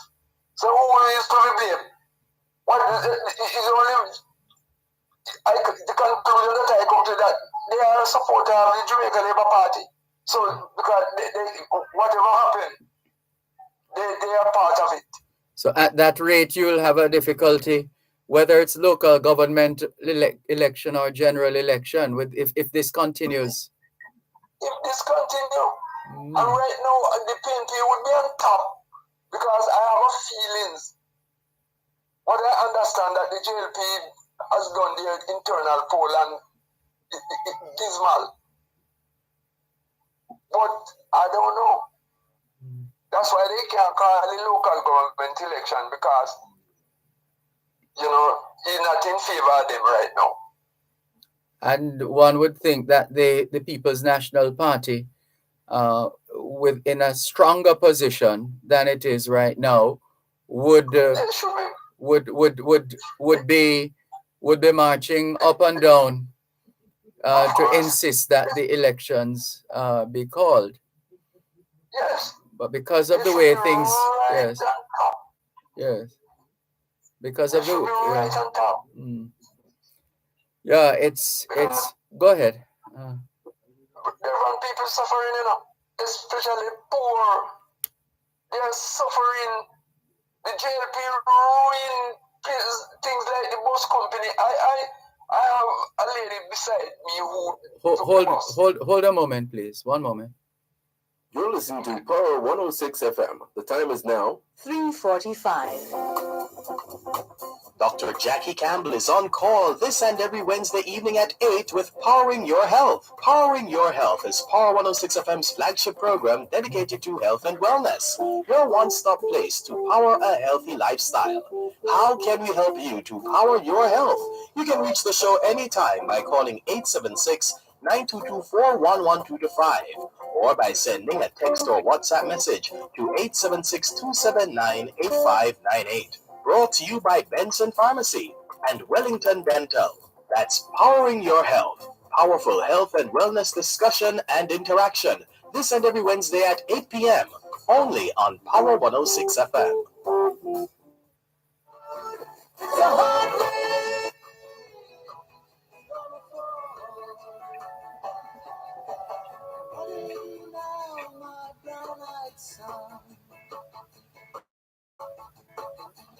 What we do now, my darling young one? I'm a going back out for the rain starts a falling. I'll walk to the depths of the deepest black forest, where the people are many and their hands are all empty, where the pellets of poison are flooding their water, where the home in the valley meets the captor to prison.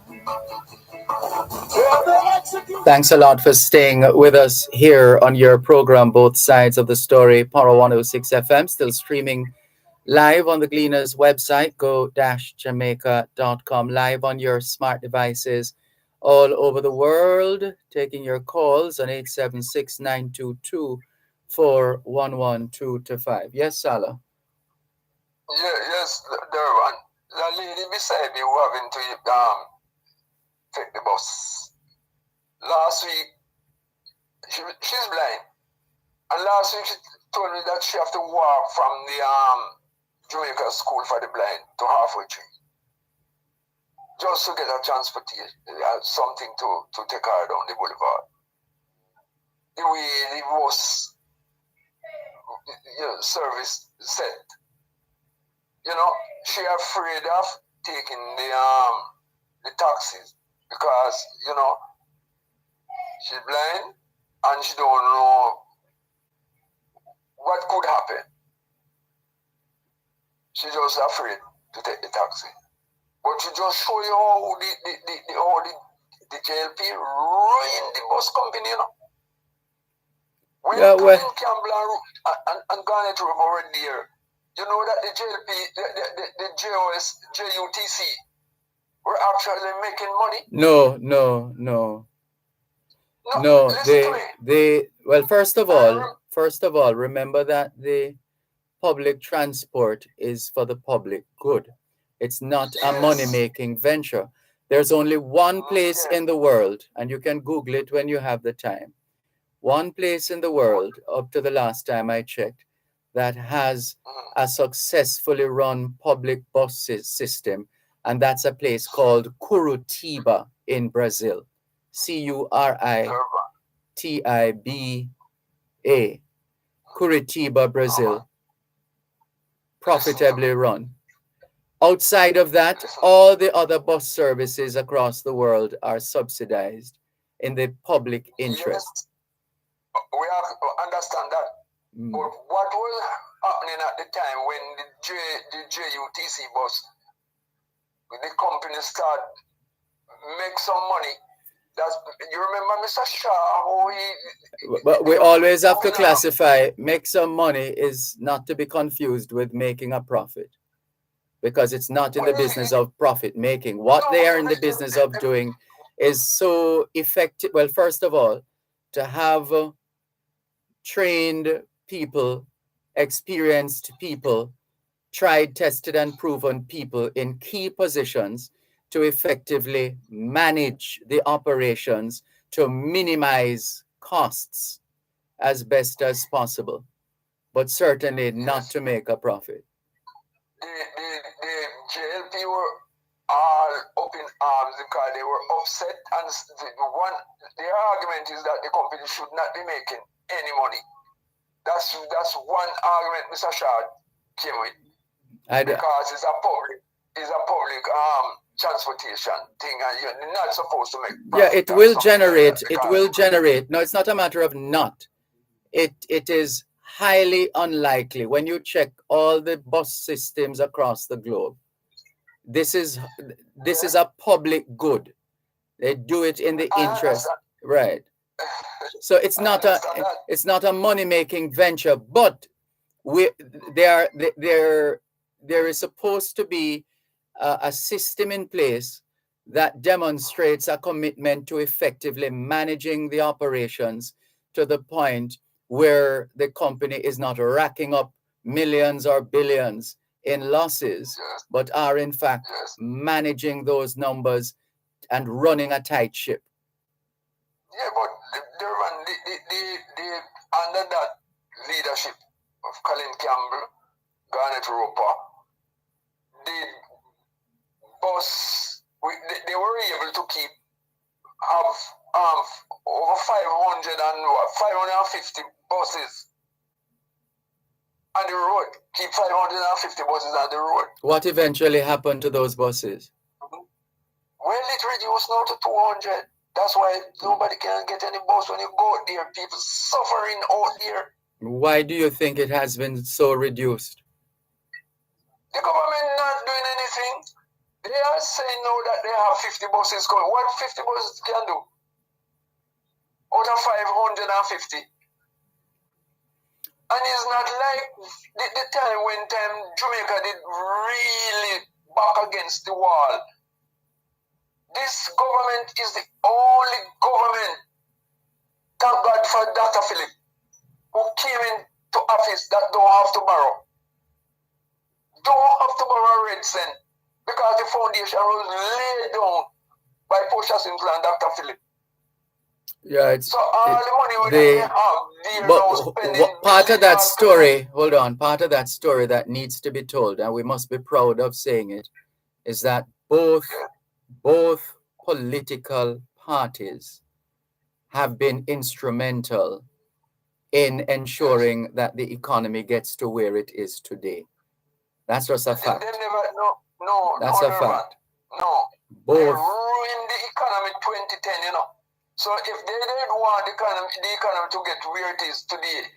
No, this is not me talking here, you know. These are just facts. It's a fact. No, it's not a fact. It is a fact. It is a fact. You remember what happened? You remember what happened? No, but I'm saying to you, it is a function of the collaboration between these two major political parties in Jamaica. Plus, when you add to that the Black Caucus in America, and there are some other stakeholders as well, to say, look, once and for all, we are going to be fiscally disciplined in this country. And the parties agreed on that, and that they will not do anything that is going to throw the fiscal responsibility.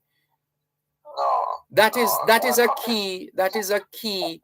This is part of what we need as a country. So much so that they have tried to do it with crime. That is taking a little while to get off the ground.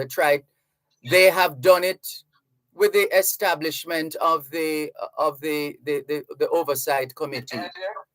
No, who did have the oversight committee? When the oversight committee come in, that's why I said it's no. Hold on.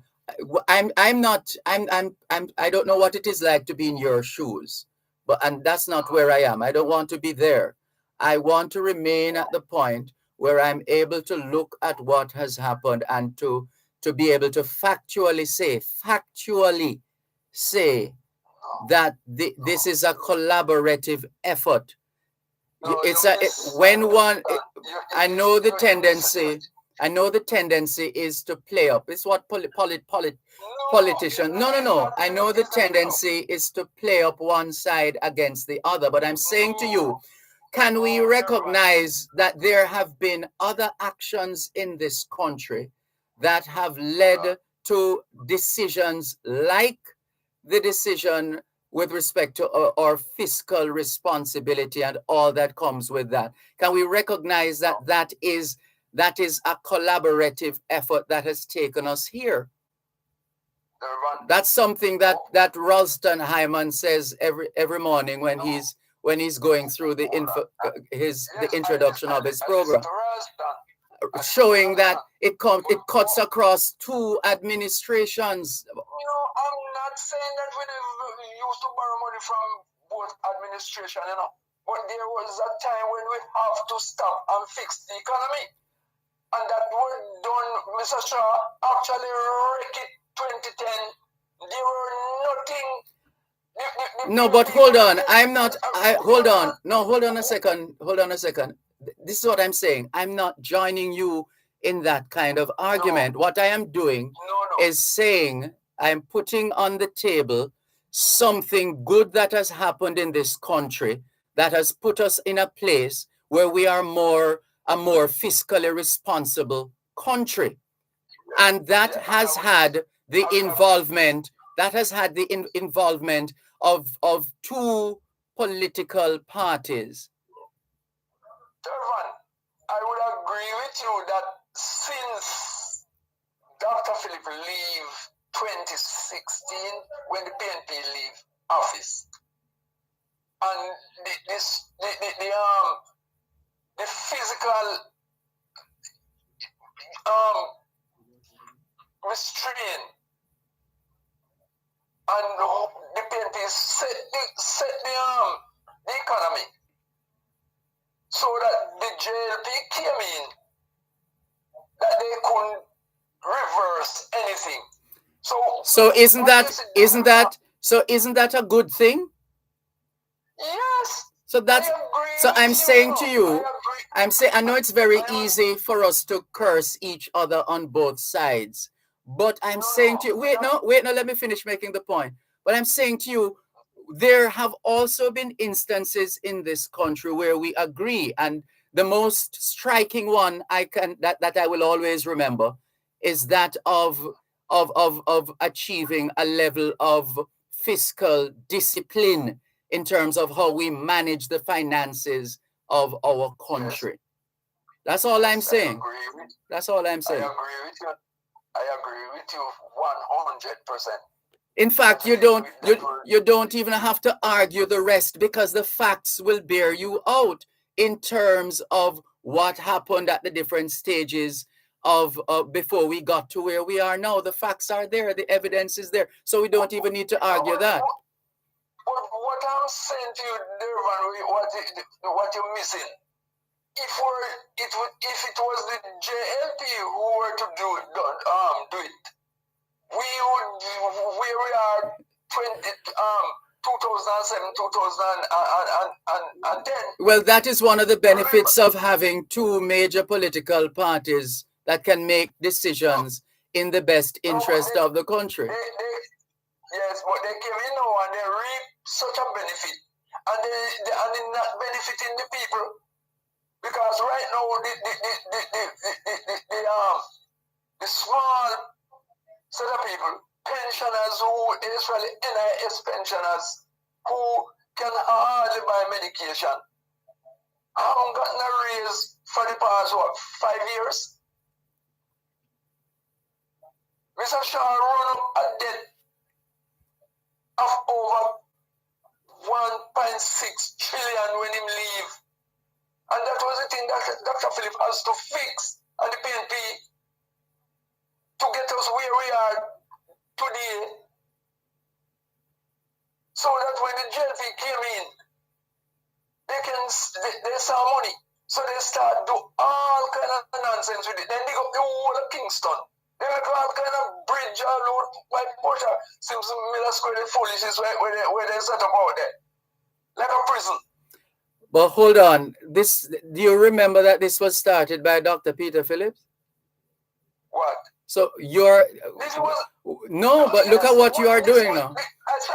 Look at what you are doing now. Careful, because Dr. Peter Phillips started, it was when he was Minister of Transport, the widening of Hagley Park Road, which stopped at a point.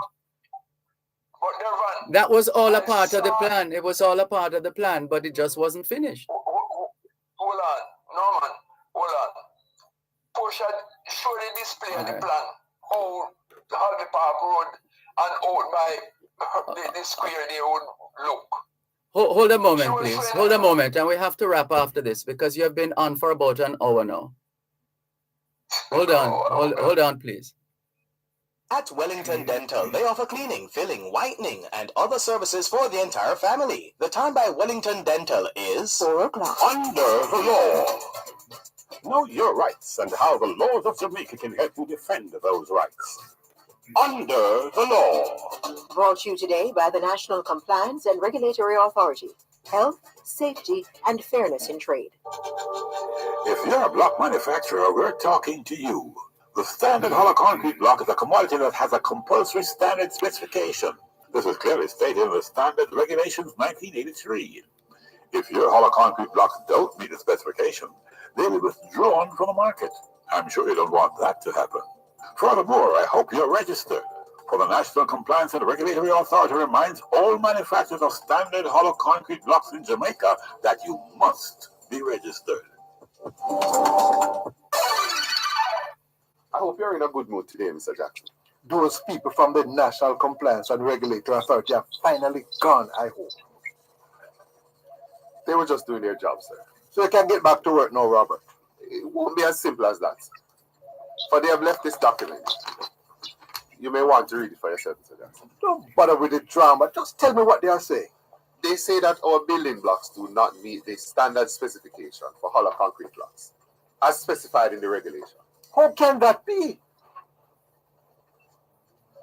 When Mr. Lawson was in charge, he placed a lot of emphasis on quality control. Things seem to have fallen away since he passed. So what are the NCRA people suggesting? We have to take our blocks off the market. They'll return in a few weeks to do some more checks to see if our product meets the required standard. If we satisfy them, we can start selling hollow concrete blocks again. Oh, you know we can't do that. The market is much too fickle for us to do something like that. Do we have a choice, Mr. Jackson? You can't dump that notice in the garbage. They're trying to put us out of business. Hold on there, Mr. Jackson. If any person offers for sale any commodity which does not conform to a compulsory standard specification relating to that commodity, the National Compliance and Regulatory Authority, NCRA, may, by notice in writing, require that person to withdraw that commodity from sale within such period as the notice shall specify. Any person who fails to comply with the requirement of a notice under this regulation shall be guilty of an offense and shall be liable on summary conviction before a resident magistrate to a fine not exceeding $3 million, and in default of payment, to imprisonment for a term not exceeding 12 months. That's how it is under the law. Brought to you today by the National Compliance and Regulatory Authority. Health, safety, and fairness in trade. Join us Tuesdays and Thursdays at 6:45 and 8:55 a.m. and 4 and 9:55 p.m. on Polo 106 FM for Under the Law.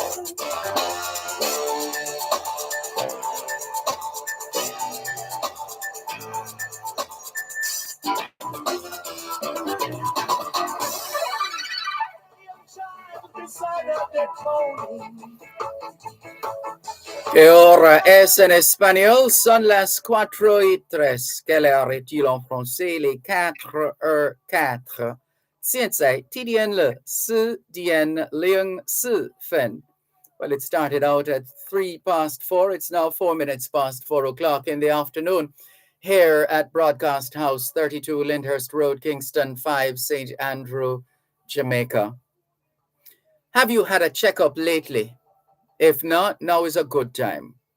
Let's not wait till we get sick to get a checkup. How about that? Checking in with more on your program, Both Sides of the Story, Poro 106 FM, still streaming live on the Gleaners website, go-jamaica.com. Yes, Salah, let's wrap now so we can give some other voices a chance. Yes, Dervan. What I'm saying, the design that the PNP had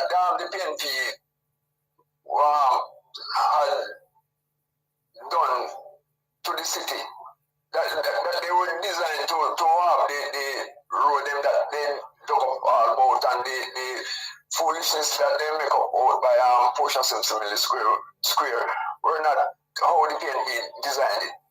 Was to me. Well, the work that Dr. Phillips started there ended at the intersection. At the intersection, the widening, listen, Salah, listen, man.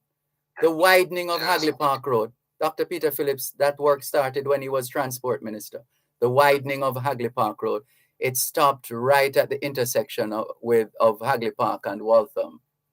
That's where the widening stopped. Yes.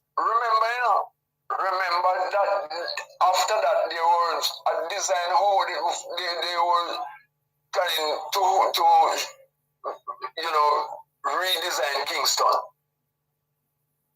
if Dr. Philip did start the work, start to do up the place like how Wallace done at the time, the PNP would be in power today, because that was when he should be using the money that the country were making that time, because when the debt to GDP, where Mr. Shaw leave it at 149 with nearly 150, he brought it down to 120. Therefore, the country was making money now, because to every percentage point that the debt came down, we were able to gain 35 billion. So they have the money were there that Dr. Philip could use to start the work that Wallace started when he started to go up the place. I hear you. Do that because he was All right, hoping that all he right. would win the election. All right, Salah. Let's leave it there for now. Let's leave it there for now. All right. All right. Thank you. Thanks for the call. Take care. Bye-bye. Bye. This is your program, Both Sides of the Story, Power 106 FM, still streaming live on the Gleaners website, go-jamaica.com.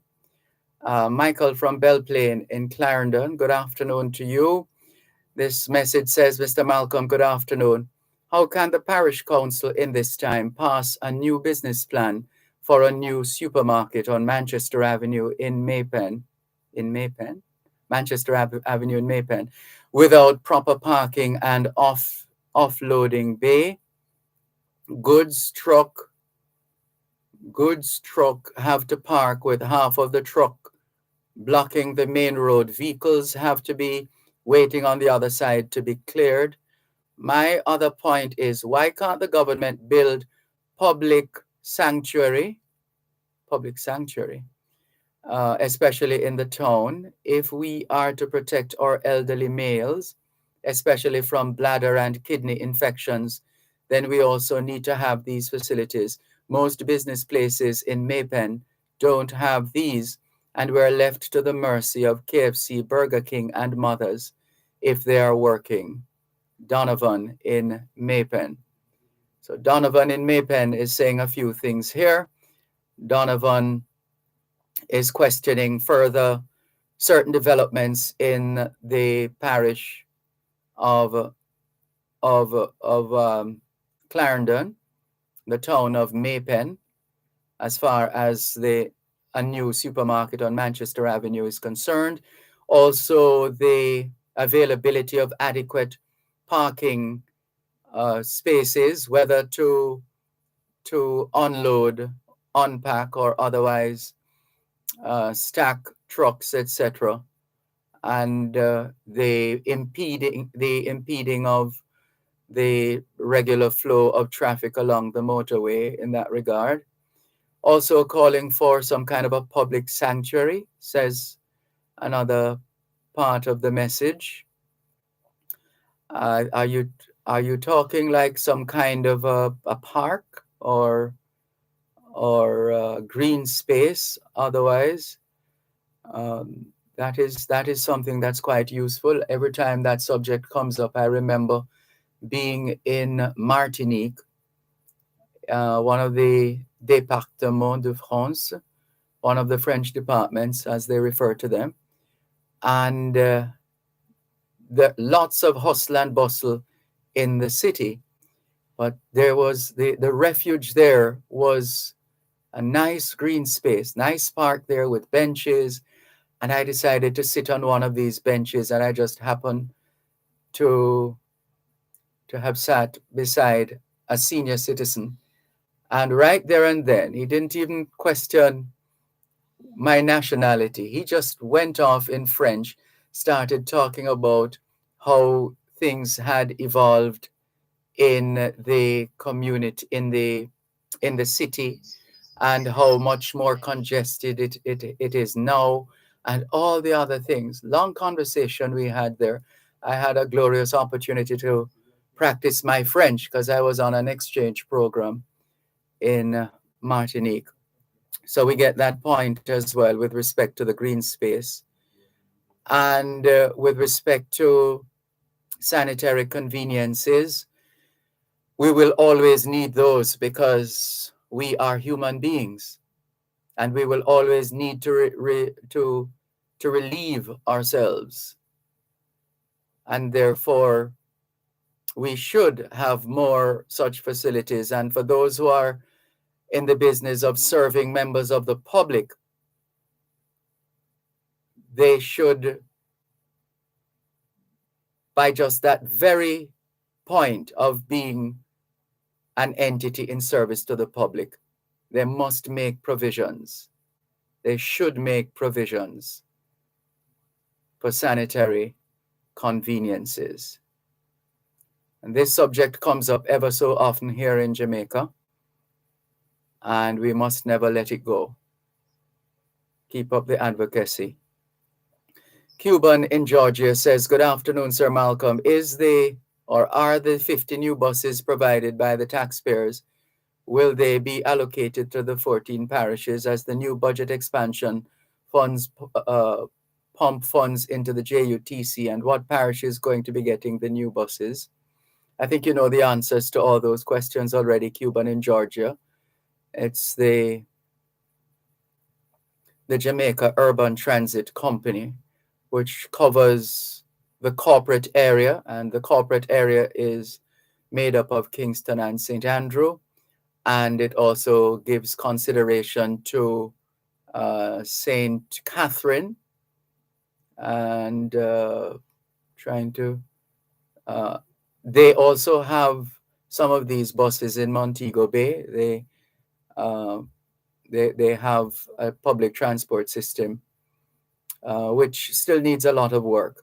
In fact, the entire public transportation system in Jamaica needs an overhauling, and there is no time like the present. He says, Sir Malcolm, what is happening with our school feeding program for our students? Are they getting a healthy breakfast? Well, that is still a work in progress.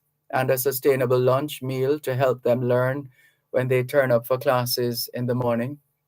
Well, there are school feeding programs, both by government and private sector. In this regard, this is where private sector entities sometimes partner with past students association, alumni associations to fund school feeding programs outside of what the PATH program offers. So there are some options there, but still not adequate. So the time that some of us take wasting time, it would be time better spent just highlighting the facts in relation to the needs of our people, and helping to identify those entities, individuals, institutions, organizations that could lend a voice to the respective causes. It could make a difference. This one says, hello, Dervan. Congratulations and well wishes to Miss Foster. And that is reference to our guest earlier this afternoon, a Jamaican-born Elsie Foster, who has been elected mayor of Highland Park in Middlesex County, New Jersey. You're listening to Power 106 FM. The time is now 4:15.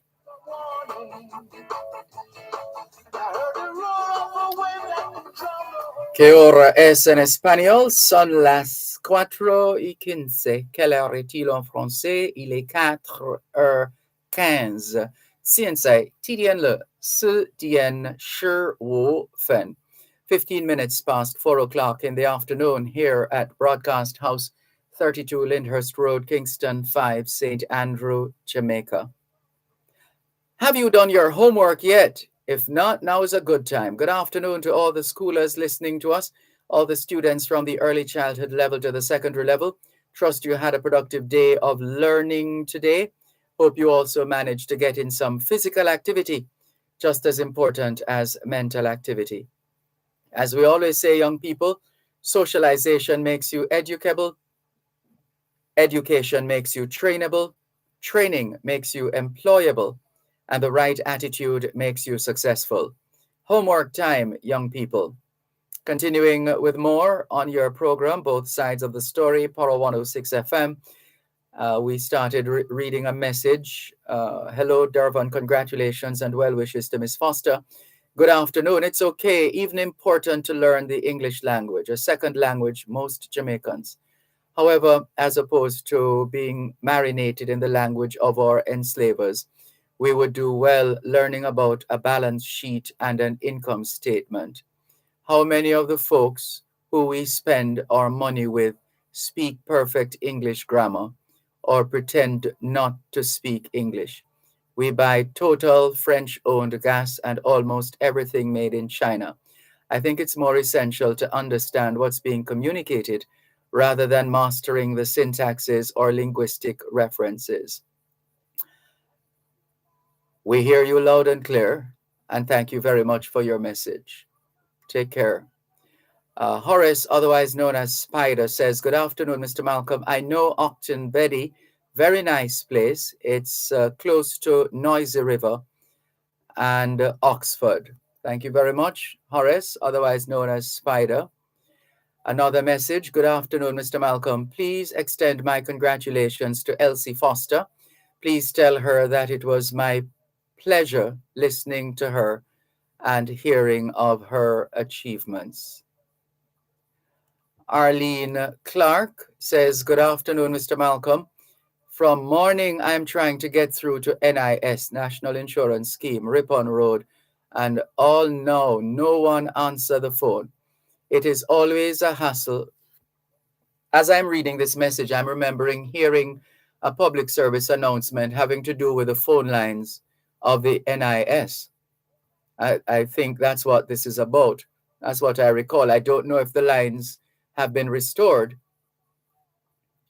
or are still not functional. But this might be that same situation which had the NIS putting out public service announcements. But anyway, the rest of the message says, it is always a hassle to get good service from the government entity. They told you to sign up for your pension to be deposited to your bank account. I did the paperwork for my parents and all now. No money sent to the account and no money at the post office. I called the post office today. They said it takes them 3 months to implement the banking system. Sounds like a lot more work to be done by, is it Carl Samuda, who is the labor minister? Over to Carl Samuda on that one.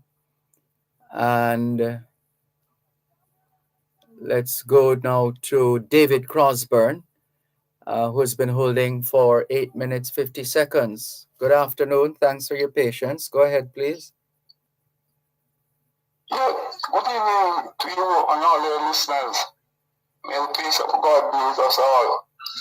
I too want to join and extend congratulations to Mayor Foster and the wonderful interview you had with her. Yes, indeed. It was indeed very refreshing. It was very pointed and she strike all the right notes, you know? Mm-hmm. Emphasis on teamwork, no iron teamwork, and the wonderful work she's doing generally is really refreshing. And to know that she was of humble beginnings. I too know Akembele, and I have read somewhere that Byron Lee came from that area as well, in Akembele, in Manchester, St. Elizabeth border. Oh. Yes, but I heard that Byron Lee was from that area. Was born in that area and then grew up elsewhere. I see. Yeah, But listening to her, it just puts me right to an era in China, Burnham Field.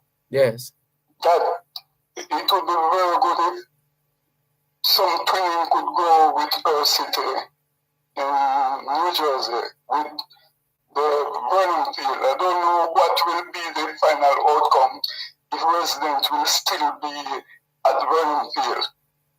But Vernon Field was named after a person that was born in New Jersey, Deb Vernon, the World War One aviator, outstanding aviator. What's the first name? And Deb, D-E-B, Vernon. Deb Vernon, got you. Mm-hmm. Yeah, the era was named, Vernon Field was named in honor of his outstanding exploits in World War One. He was really an American, but he joined the war. Hello? Looks like we're having connection issues now. Mr. Crosburn, we're not hearing you. Hello? Hello? Looks like we lost David Crosburn. Feel free to call us back, Mr. Crosburn. And Arlene Clark says, thanks. You're welcome. And Mr. Robinson, we haven't forgotten you. It's just that we have been in and out of town, so to speak. But we haven't forgotten you at all. And all should be in place and completed within the next 24 hours or less. Cuban in Georgia, says Sir Malcolm, over to what is he saying here? Over to who? The Labor Minister. Sorry, because it looks like there's nobody working at that office to take the senior citizens' complaints. And is Minister Samuda well and living in Jamaica? Asks Cuban in Georgia. Well, we don't wish evil for anybody, so we hope that he is well, based on your message, based on how you put the message. We hope he's well. Let's continue with more on your program, Both Sides of the Story, Power 106 FM, still streaming live on the Gleaners website, go-jamaica.com. Let's go up the line and clear some of these messages. Hello to Lorna Fairweather. She says, good afternoon, Mr. Malcolm. Happy March to you too, Lorna Fairweather. Thank you very much for tuning in. Grace Ann Dixon says, good afternoon, Dervan. Good afternoon, Grace Ann Dixon. Oliver Masters says, I so do feel it for this present caller, Salah, who day in and day out is on the same old rhetoric. He so do need to have a self-check in finding self. Has he ever seen or known any different from what his complaints are? And so because I do knows much better, his will be done to ease his constant pain, writes Oliver Masters on Facebook. Thank you for your message. Faye Weller says, hello, Mr. Dervan and listeners. Hello to you too, Faye Weller. Here's Elton Gordon saying, good afternoon, Mr. Dervan. Keep up the good work. Tuning in from Orlando. Welcome, Elton Gordon in Orlando. Karine Campbell says, good day, Mr. Malcolm. Viewers and listeners, have a wonderful afternoon and be safe. And you do likewise. Asha Ash says, good afternoon, Mr. Dervan. Just tuning in from London, England. Welcome, Asha Ash from London, England. Charles James says, PNP government is hard time government. And then he goes on to say, PSM, as in Portia Simpson Miller, was loved by the people who could relate to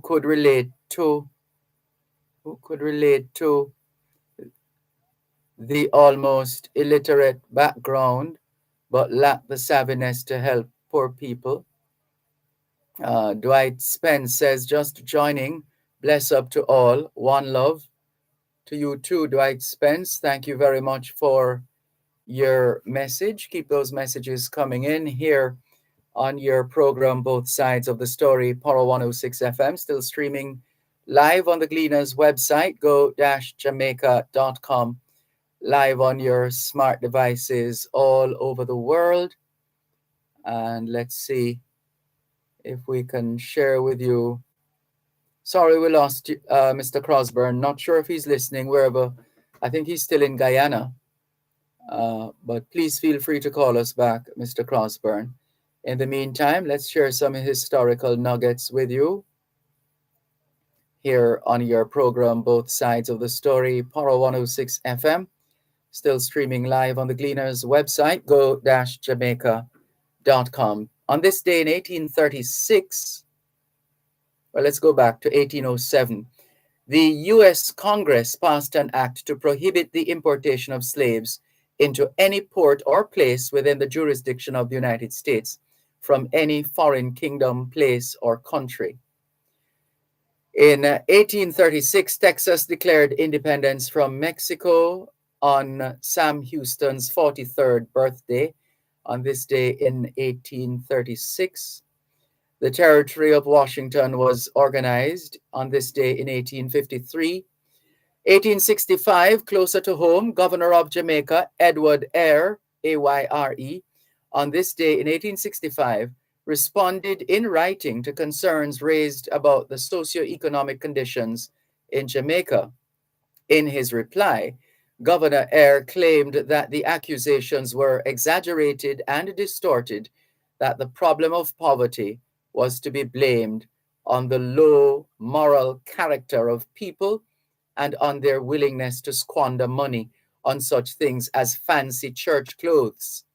Several members of the legislature supported his claims that the peasants had brought these privations upon themselves by sheer idleness, a growing dislike to steady industry, and a consequent preference to a dishonest mode of living. Governor Eyre admitted that social and economic conditions were bad and growing worse, but maintained that laziness was the major problem of the blacks. Governor Eyre was responding to the findings of a report from the London Secretary of the Baptist Missionary Society, Dr. Edward Underhill.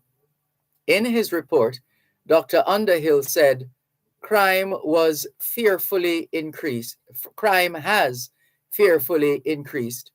The number of prisoners, it goes on, is considerably more than double the average, and nearly all for one crime, larceny. Summonses for petty debts disclose an amount of pecuniary difficulty which has never before been experienced, and applications for parochial and private relief prove that multitudes are suffering from want, little removed from starvation. That was a window into the lives and lifestyles of Jamaicans back in 1865.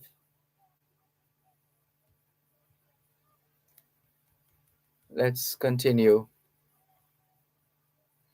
On this day in 1880, the Gleaner reported that King's House was to be lighted up with gas, and that in order to minimize the expense, the inhabitants of Halfway Tree suburb along the route of Papine will be offered gas at the simple cost of carrying it to their houses from the mains. Knowledge is power. Class is in session. Power 106. You're listening to Power 106 FM. The time is now 4:30. And reflect it from the mountain so hot souls can hear it. And I stand on the ocean until I start sinking. And I know my songs well before ¿Qué hora es en español? Son las 4:30. Quelle heure est-il en français? Les 4:30. 现在几点了？4点. Let's do that again. 现在几点了？5点加29分. 29 minutes to 5 o'clock. It started out being 4:30 and then it became 4:31. Good afternoon. Do you know where your children are? Are they where they're supposed to be? Doing what they're supposed to be doing? It's a good time to check up on the children. A good time to continue with more on your program, Both Sides of the Story. Power 106 FM, sharing with you some historical nuggets. 1904, Henry Dreyfus was born on this day in 1904. Henry Dreyfus was an industrial designer of everything, from telephones to the interior of the Boeing 707. Significant original Dreyfus designs include the Western Electric 301 tabletop telephone for Bell Laboratories, 1930, produced 1937 to 1950. The Hoover Model 150 vacuum cleaner, 1936. The classic West Clocks Big Ben alarm clock, 1939. The New York Central Railroad streamlined Mercury train, both locomotive and passenger cars, 1936. The locomotive of the New York City's 20th Century Limited, 1938. The popular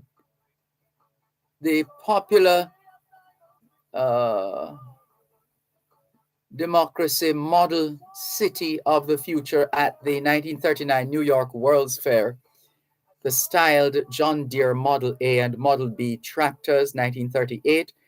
The Wall Oversharp Skyline fountain pen, 1940. The 500 desk telephone, 1949. A Bell System standard for years. The Honeywell T87 circular wall thermostat, 1953. The spherical Model 82 Constellation vacuum cleaner for Hoover, 1954, which floated on an air cushion of its own exhaust. The Princess Telephone, 1959, and the Trimline Desk Telephone, 1965. All inventions of Henry Dreyfus. 1917, Puerto Rico became a U.S. territory and Puerto Ricans gained American citizenship. 1923, the first issue of Henry Luce's Time magazine appeared on newsstands. On this day in 1923, Henry Luce Robinson, 1898 to 1967, American publisher. And let's come down the line and share some more. Closer to home, 1929, the will of Helen Lambert of Boston, Massachusetts, and who made her home in Jamaica for some years, was filed in the Suffolk Probate Court in Boston, Massachusetts, USA, on this day in 1929.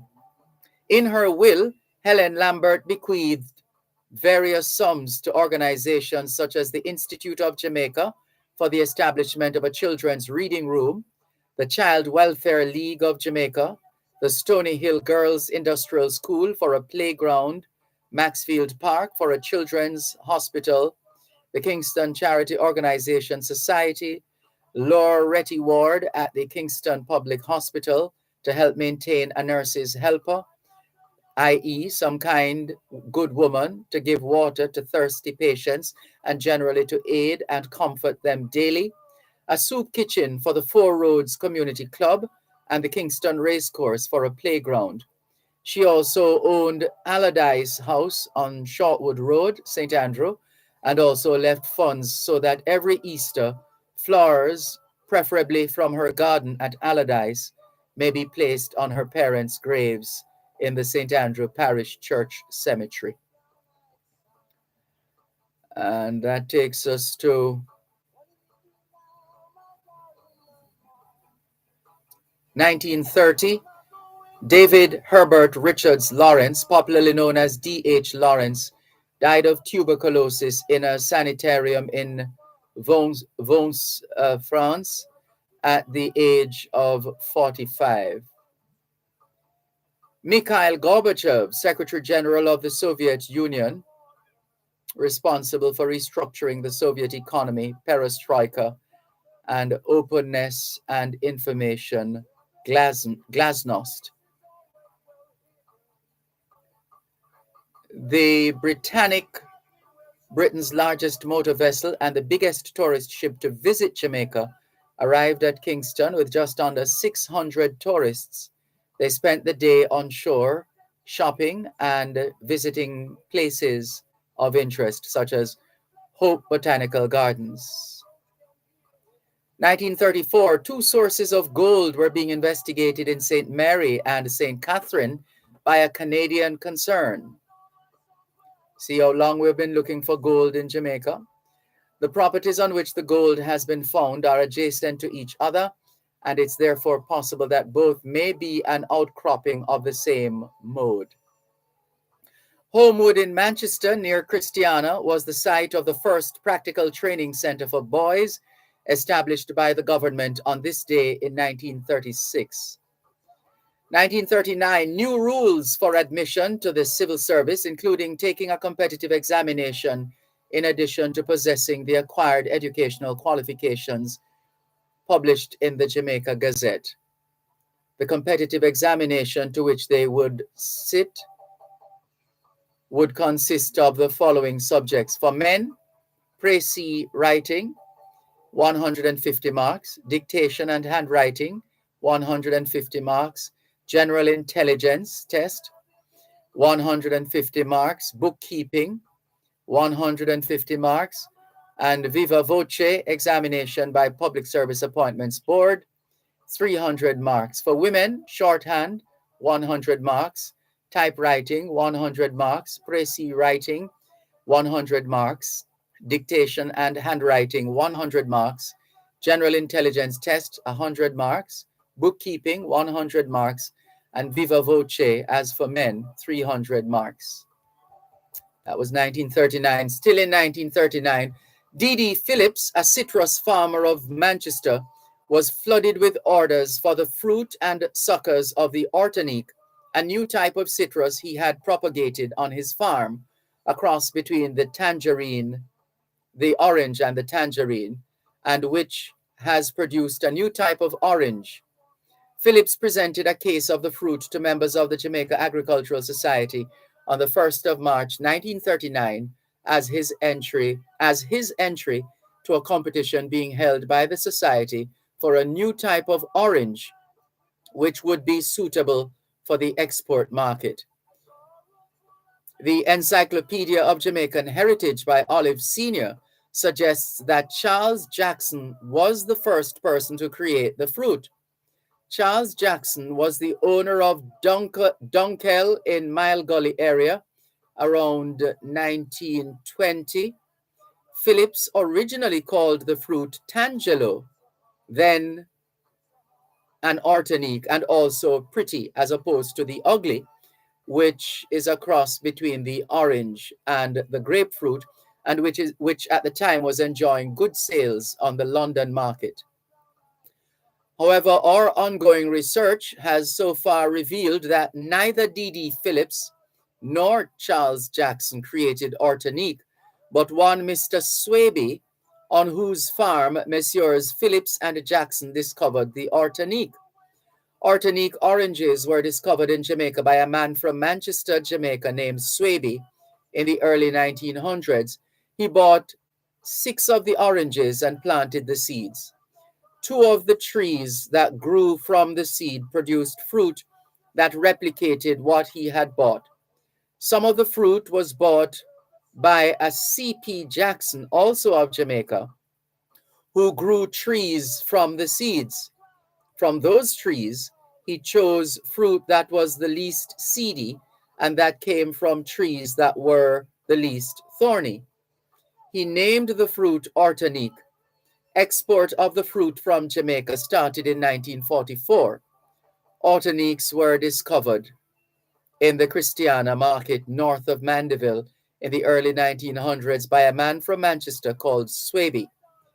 Ortanique Citrus reticulate X. C. sinensis. The Ortanique is a natural hybrid of sweet orange and tangerine. It was discovered in Jamaica around 1920. The tree is large and grows vigorously and is highly productive. The fruit, when grown in Jamaica, has a thin skin and few seeds with tender pulp, and as much as 60% of it can be extracted as juice. The flavor is extremely sweet but well balanced with acidity and has a strong, rich aroma, lacking any trace of bitterness. Propagation of the Ortanique was begun in 1933 by Charles P. Jackson of Chellaston, Mandeville. In 1946, Jackson declared himself both the originator of the variety and its namer. The name is a synthesis of orange, tangerine, and unique. That research is continuing. D.D. Phillips's great-grand-uncle, D.D. Phillips, was a member of the Manchester Parochial Board for 60 years. His grandfather, U.D. Phillips, continued the tradition with 30 years of service as a councillor in the Manchester Parish Council. His father, Aubrey Phillips, after leaving Michael College, worked his way up the ladder to become Professor of Education at the University of the West Indies. Let's go down to 1950. Herb McKinley defeated George Roden in the 400 meters at the 6th Central American and Caribbean Games in Guatemala in a time of 47.3 seconds, cutting 0.2 of a second off the previous record set by Arthur Wint at the Panama Games. The Daily Gleaner reports that a woman had become a mother twice in 6 months. The first, a boy, was born toward the end of September 1950, weighing 3 pounds, and the other, a girl, on February 23, weighing 7 pounds. The story was picked up by the London Sunday Express on August 3, 1951. Medical officers in Britain say that it is just conceivably possible. And a famous gynecologist, when told that the Andrews Memorial Hospital in Jamaica had confirmed the report, says the evidence would have to be examined most carefully, and it would be necessary to produce X-rays for study.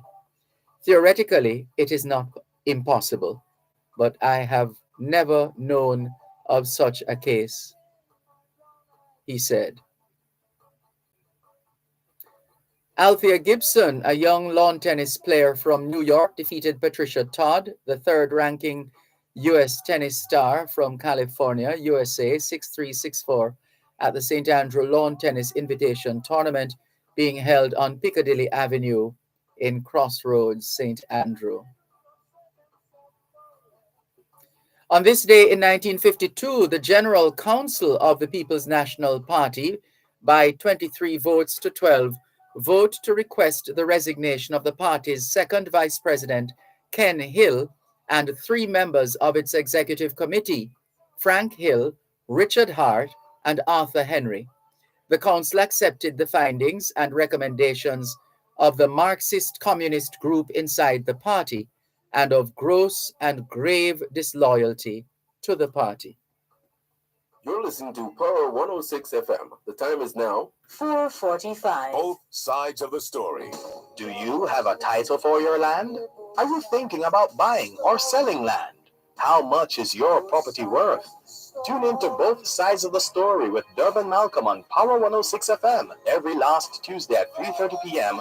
for The NLA and You, a program that examines the National Land Agency's role in building an efficient and transparent land titling system for Jamaicans. That's The NLA and You on Both Sides of the Story with Dervan Malcolm every last Tuesday at 3:30 p.m. The National Land Agency. One agency, one goal. committed to serve you better.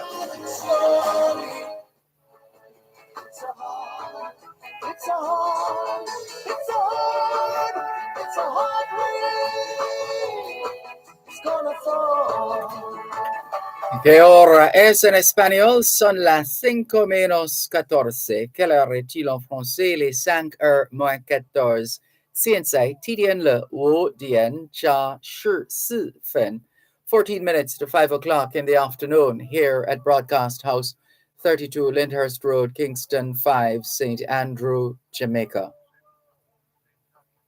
Good afternoon to all working Jamaicans tuned into both sides of the story here on Power 106 FM. It's a good time for us to ask ourselves, how productive have we been today?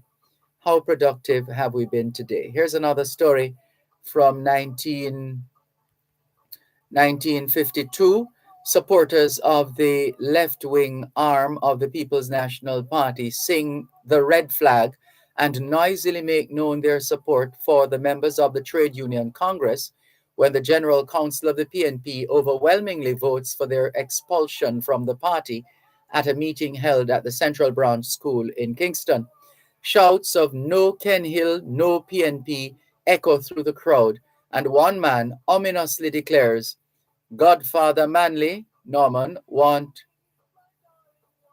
a lick against him side," as he slaps a stick on the palm of his hand.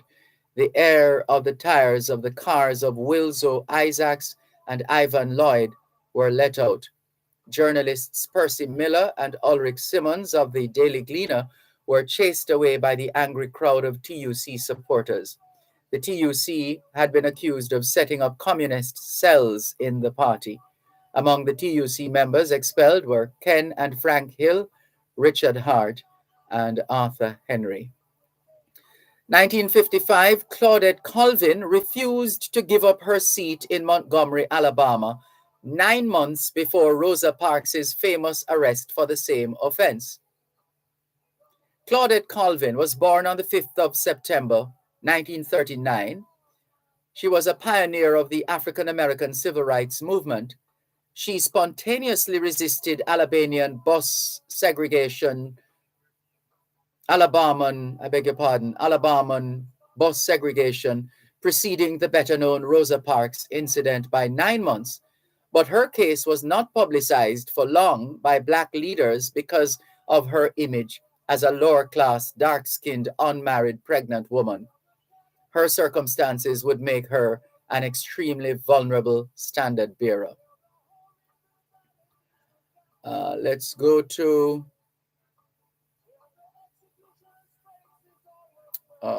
down the line here. France granted independence to Morocco on this day in 1956.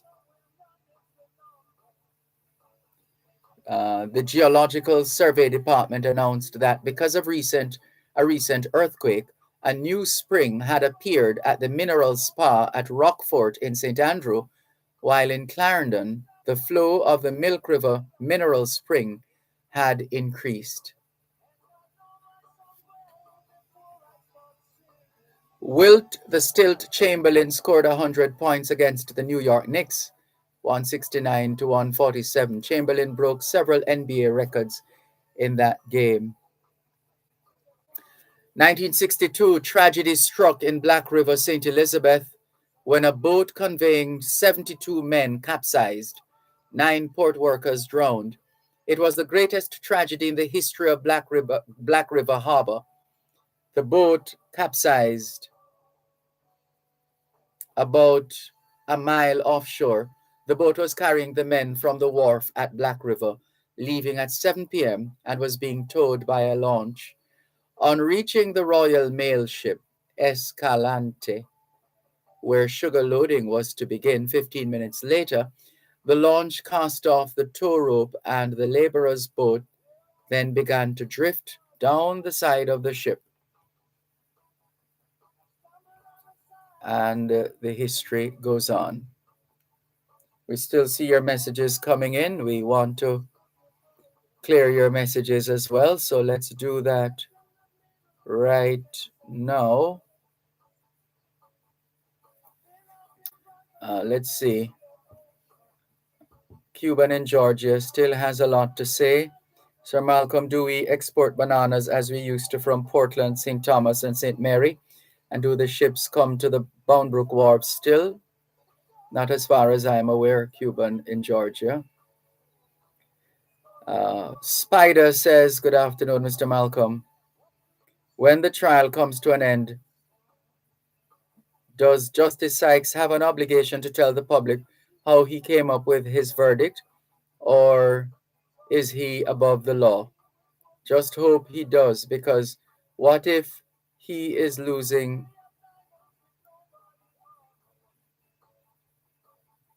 No. All right, Spider. Thank you for your message. Albert in Coconut Creek, Florida says, Dervan, just got this from my cuz. Is this real? $6+ US. I wonder how much the farmer is getting. And it's a picture of a price tag labeled cabbage per kilogram product of Jamaica, $905.90.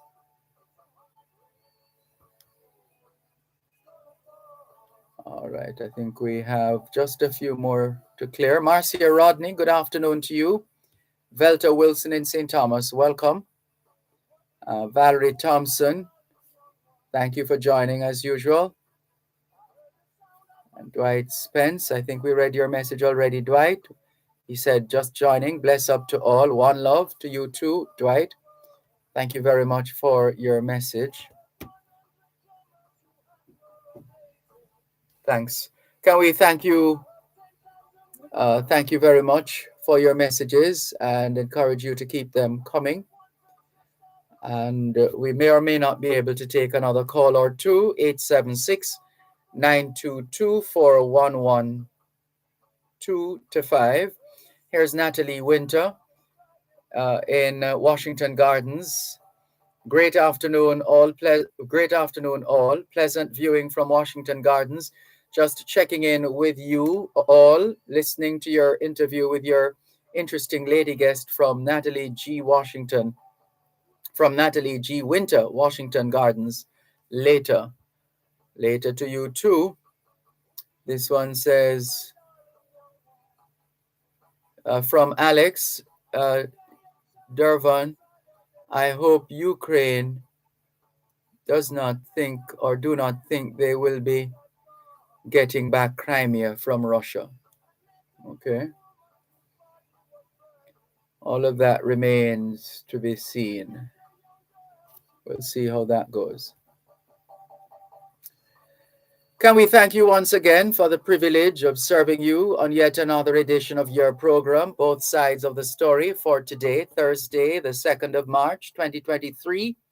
The moving finger writes, and having writ moves on, nor all your piety nor wit shall lure it back to cancel half a line, nor all your tears wash out a word of it. All things being well, Both Sides of the Story returns tomorrow afternoon, 2 to 5. Till then, this is Dervan Malcolm reminding all of us that every day is an opportunity to do better than yesterday. Take care. 10,000 miles in the mouth of a graveyard. It's a hard, it's a hard, it's a hard, it's a hard, it's a hard day. It's gonna fall. What did you see, my brown-eyed son? What did you see, my darling young one? Saw a newborn baby with wolves all around it. I saw a highway of diamonds with nobody on it. I saw a blood branch with blood that kept dripping. I saw a room full of men with their hammers a bleeding. I saw a white ladder all covered with water. I saw 10,000 takers whose tongues were all broken. I saw guns and sharp swords in the hands of young children. It's a hard, it's a hard, it's a hard, it's a hard, it's a hard rain. It's gonna fall. Did you hear my brown-eyed son?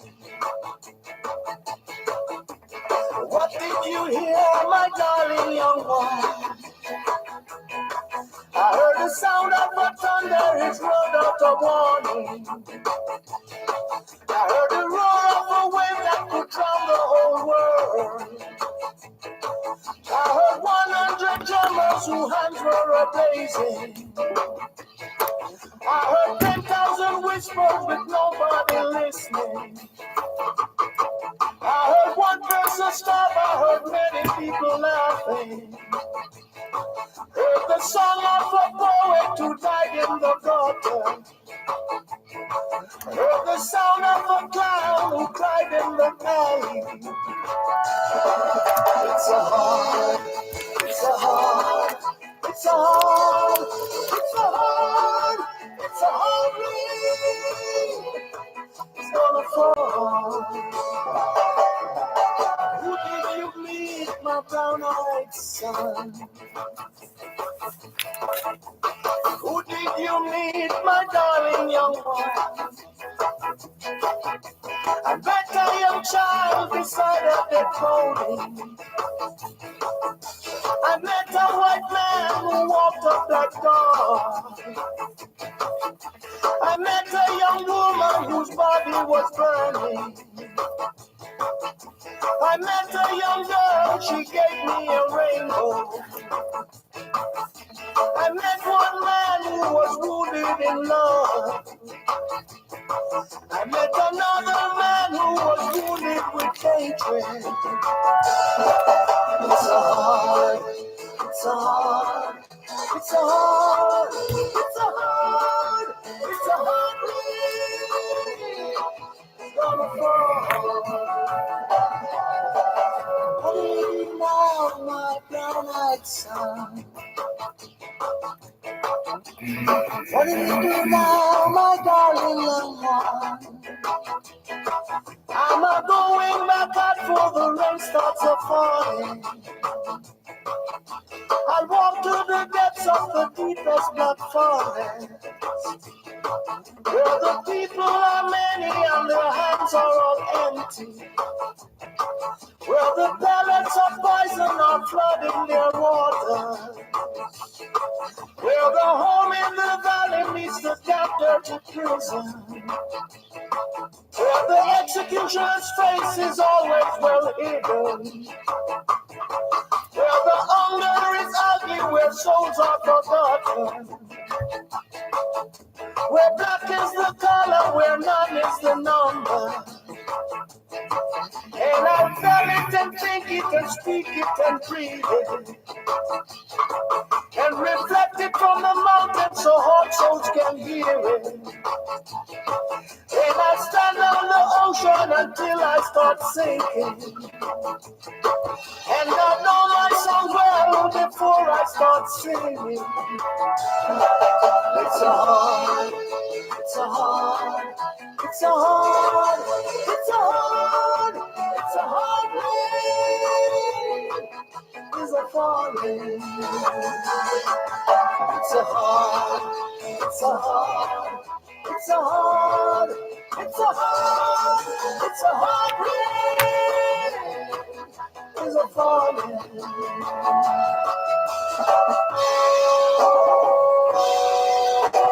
Bye.